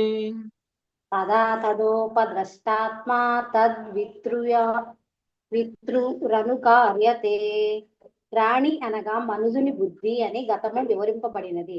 అతడు మేలుకొని ఉన్నప్పుడు లేదా నిద్రించుచున్నప్పుడు ఆ బుద్ధి విభిన్నములకు పరిస్థితులను సృష్టించుచుండును. కలుషితమగు బుద్ధిచే ప్రభావితుడైన జీవుడు ఏదో ఒకటి ఆలోచించుచు బుద్ధి యొక్క కార్యకారణమును అనుసరించుచుండును. హరే కృష్ణ ప్రభుజీ, దండవత్ ప్రణామాలు. రాణి పురంజని. ఆ పురంజని ఎవరు? బుద్ధి. ఆ పురంజనుడి యొక్క భార్యకి ఉన్నటువంటి మిత్రుల గురించి ఇప్పటి వరకు వర్ణన జరిగింది. ఈ రాణి అంటే ఈ బుద్ధిని ఆశ్రయించి ఉన్నటువంటి పురంజనుడి పరిస్థితి ఎలా ఉంటుంది అనేటువంటిది చెప్తున్నారు. ఈ పురంజనుడు మెలుకొని ఉన్నా, ఈ పురంజనుడు నిద్రిస్తున్నా బుద్ధి మాత్రం యాక్టివ్గా ఉంటుంది. ఈ బుద్ధి మాత్రమే ఈ పురంజనుడిని పతనం చెయ్యాలా లేకపోతే ఉద్ధరించాలా అనేటువంటిది ఆధారపడి ఉంటుంది బుద్ధి మీదనే. ఒకవేళ ఆ బుద్ధి లౌకికమైనటువంటి బుద్ధి అయిందనుకోండి, పురంజనుడు పతనం చెందుతాడు. ఒకవేళ ఆ బుద్ధి కృష్ణ చైతన్యంలో ఉందనుకోండి, అప్పుడు ఏమవుతుంది? ఉద్ధరింపబడతాడు. కాబట్టి కాబట్టి భార్య మీద ఆధారపడి ఉంటుంది మన యొక్క ఉద్ధారం. భార్య కనుక మనల్ని ఆధ్యాత్మికంగా పురోగమించేలా ప్రేరేపించినట్లయితే ఉత్తమమైనటువంటి భార్య. భార్య కనుక మనల్ని లౌకిక కార్యకలాపాలలో కనుక నియుక్తం చేసినట్లయితే మనం పతనం చెందడానికి మా భార్యే కారణమవుతుంది. ఓకే, ఈ బుద్ధి లౌకికమైనటువంటి బుద్ధి అయి ఉండకూడదు. ఆధ్యాత్మికమైనటువంటి విషయాల పట్ల ఆసక్తిని కలిగినటువంటి బుద్ధి అయి ఉండాలి. అలా లేకపోతే బుద్ధి ప్రభావంతో ఈ పురంజనుడు అంటే ఈ జీవుడు అనేక కార్యకలాపాలను చేస్తూ ఉంటాడు. హరే కృష్ణ ప్రభుజీ, మాతాజీ ఒకసారి దేవుణ్ణి చూపిస్తాను, ఒకసారి చూడండి ప్రభుజీ.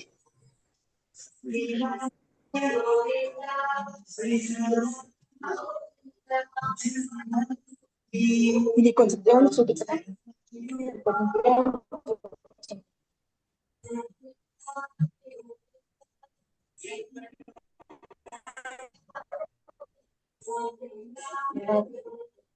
వాళ్ళకి చూపించండి.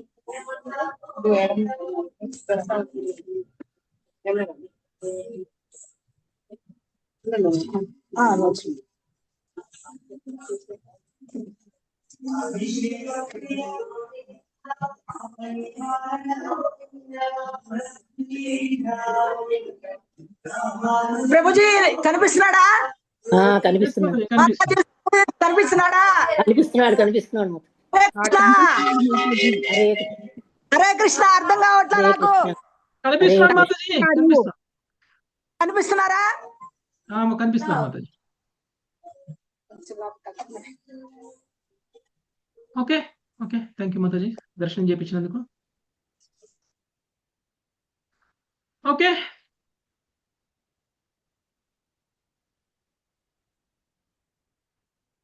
సో ఈ రాణి ప్రభావితుడైనటువంటి రాజు మాతాజీ మాతాజీ మేము చూసాము, దర్శనం చేసుకున్నాము. మీట్లో ఉండండి మాతాజీ. ఇంకా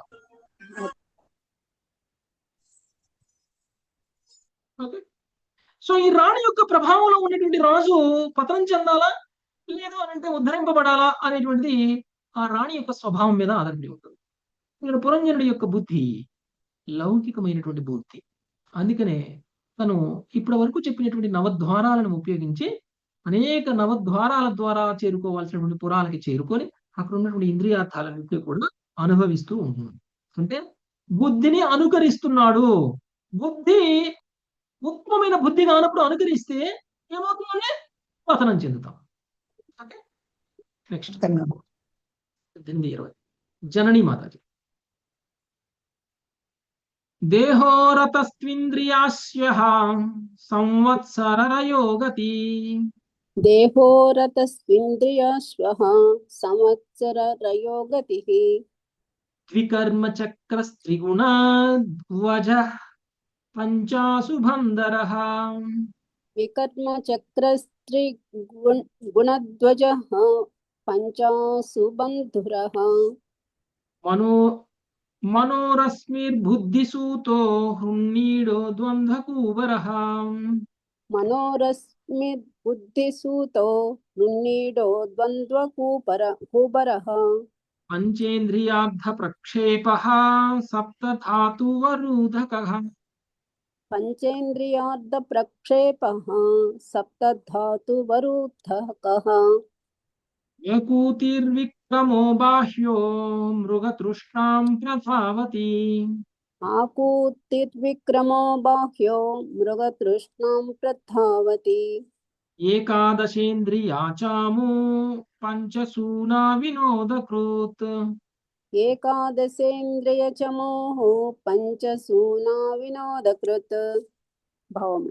నారదముని పలుకసాగెను, నేను దేనిని రథమని చెప్పితినో అది వాస్తవమునకు దేహము, ఇంద్రియములే ఆ రథమును లాగిడి గుర్రములు. సంవత్సరము తదుపరి సంవత్సరము కాలము గడిచిపోవునట్లుగా ఆ అశ్వములు అప్రతిహతముగా పరుగుదీయగలవు, కాని నిజమునకు అవి ముందుకు సాగనే సాగవు. పాపపుణ్యములే ఆ రథమునకు చక్రములు, త్రిగుణములే రథ పతాకములు, 5 రకములకు ప్రాణవాయువులే జీవునికి బంధకారణములు. మనసే త్రాడు, బుద్ధి రథసారథి, హృదయమే రథమునందలి ఆసనము. కష్ట సుఖముల వంటి ద్వంద్వములు కాడిబంధన స్థానములు. సప్తధాతువులు రథము యొక్క ఆచ్ఛాదనలు. కర్మేంద్రియములు పంచబాహ్య కర్మలు. పదునొకండు ఇంద్రియములు సైనికులు. భౌతిక భోగానురక్తుడైన జీవుడు రథమునందు ఆసీనుడైన వాడై తన మిథ్యా కోరికలను తీర్చుకొనవలెనని అత్యాసపడుచు జన్మ జన్మాంతరములు ఇంద్రియ భోగము వెంట పరుగిడుచుండును. హరికృష్ణ ప్రభుజీ, ధన్యవాదాలు. ఓకే, సో సో ఇది చాలా ఇంపార్టెంట్. ఇంతకు ముందు ఒక రథంతో పోల్చారు ఈ శరీరాన్ని కథ చెప్పేటప్పుడు. ఓకే, ఆ రథాన్ని ఇక్కడ వివరణ ఇస్తున్నారు. ఈ రథము అని ఏదైతే చెప్పానో అదే ఈ భౌతికమైనటువంటి దేహము. ఇందులో ఇంద్రియాలు ఏవైతే ఉన్నాయో ఈ రథాన్ని లాగేటువంటి గుర్రాలు. ఎన్ని ఇంద్రియాలు ఉన్నాయో అన్ని గుర్రాలు. తదుపరి సంవత్సరము కాలము గడిచిపోతున్నట్లుగా ఆ అశ్వములు అత్యహతంగా పరుగు తీయగలవు. ఆ రథాలు పరిగెడుతూనే ఉంటాయి. సంవత్సరాలు గడిచిపోతూ ఉంటాయి. మన వయసు అయిపోతూ ఉంటుంది, కానీ రథాలు ఆగవు. నిజమునకు అవి ముందుకు సాగవు. నిజంగా జర్నీ అంటే ఏంటి? మనం డెస్టినేషన్ ని చేరుకోవడం, అంతే కదా. మనం ప్రయాణం చేస్తున్నాం కానీ గమ్యం చేరట్లేదు కదా. మనకి ఇవ్వబడినటువంటి ఈ రథాన్ని ఉపయోగించి ప్రయాణం చేస్తూ ఉన్నాం, కానీ మనం మన గమ్యాన్ని చేరడం లేదు అని చెప్తున్నారు. ఎందుకు? రాంగ్ డైరెక్షన్ లో పోతున్నాం, రాంగ్ డైరెక్షన్ లో ప్రయాణం చేస్తున్నాం కాబట్టి. అప్రతిహతంగా పరుగు తీస్తున్నప్పటికీ, అంటే ఆపకుండగా, స్పీడ్ తగ్గకుండగా పరుగు తీస్తూనే ఉన్నాం, అయినా గమ్యం చేరట్లేదు. పాపపుణ్యాలే ఈ రథం యొక్క చక్రాలు. బంధకారకములు రథం యొక్క చక్రములు. రథ పతాకములు. 5 రకములకు ప్రాణవాయువులే జీవునికి బంధ కారణములు. మనస్సే రాడు, బుద్ధి రథసారథి, హృదయము రథములో ఆసీనం కావాల్సినటువంటి ఆసనం. కష్ట సుఖములు అనేటువంటి ద్వంద్వములు కాడిబంధన స్థానములు, కాడిబంధనాలు. సప్త ధాతువులు రథము యొక్క ఆచ్ఛాదనములు. కర్మేంద్రియములు పంచబాహ్య కర్మలు. 11 ఇంద్రియములు సైనికులు. భోగానురక్తుడైనటువంటి జీవుడు ఈ రథంలో కూర్చొని మిథ్యా కోరికలను తీర్చుకోవాలి అనేటువంటి ఆశతో జన్మ జన్మలకి ఇంద్రియ భోగాన్ని చేస్తూ నిరంతరం పరుగెడుతూ ఉన్నాడు.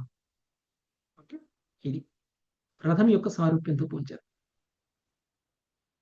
సో ఈ విధంగా మనం జన్మ జన్మలు ప్రయాణం చేస్తూనే ఉన్నాము అనేక శరీరాలను తీసుకొని, కానీ ఆధ్యాత్మిక లోకాన్ని మాత్రం చేరుకోవట్లేదు. అది మన గమ్యం. కారణం లౌకికమైనటువంటి బుద్ధి నియంత్రణలో ఉన్నటువంటి మనస్సు, ఆ మనస్సు నియంత్రిస్తున్నటువంటి ఇంద్రియాలు, ఆ ఇంద్రియాలను ఉపయోగించుకొని చేస్తున్నటువంటి పాప పుణ్య కర్మలు. ఓకే, ఈ విధంగా పురంజనుడు తన యొక్క జీవితాన్ని గడుపుతూ ఉన్నాడు. ఈ విధంగా పరిగెడుతూ ఉన్నాడు. ఈ విధంగా తన జీవితంలో చివరికి వృద్ధాప్య స్థితికి వచ్చేటువంటి సమయం వచ్చింది. ఆ తరువాత వృద్ధాప్యంలో ఉన్నప్పుడు ఏం చెప్పారండి? చండవేగుడి కథ చెప్పారు, కాలకన్య కథ చెప్పారు. చండవేగుడు ఎవరు, కాలకన్య ఎవరు, ఏ విధంగా తాను ఈ రథంలో ఉండి పతనం చెందుతాడు అనేటువంటి విషయాన్ని మనము 21వ శ్లోకం నుంచి తెలుసుకోవచ్చు. ఓకే, అది మనము రేపు చూద్దాం, నెక్స్ట్ శనివారం చూద్దాం. Thank you very much. Hare Krishna. వాంఛాకల్పతరుభ్యశ్చ కృపా సింధుభ్యైవ చ పతితానాం పావనేభ్యో వైష్ణవేభ్యో నమో నమః. హరే కృష్ణ హరే కృష్ణ హరే కృష్ణ కృష్ణ కృష్ణ హరే రామ రామ రామ హరే హరే. చాలా బాగుందండి.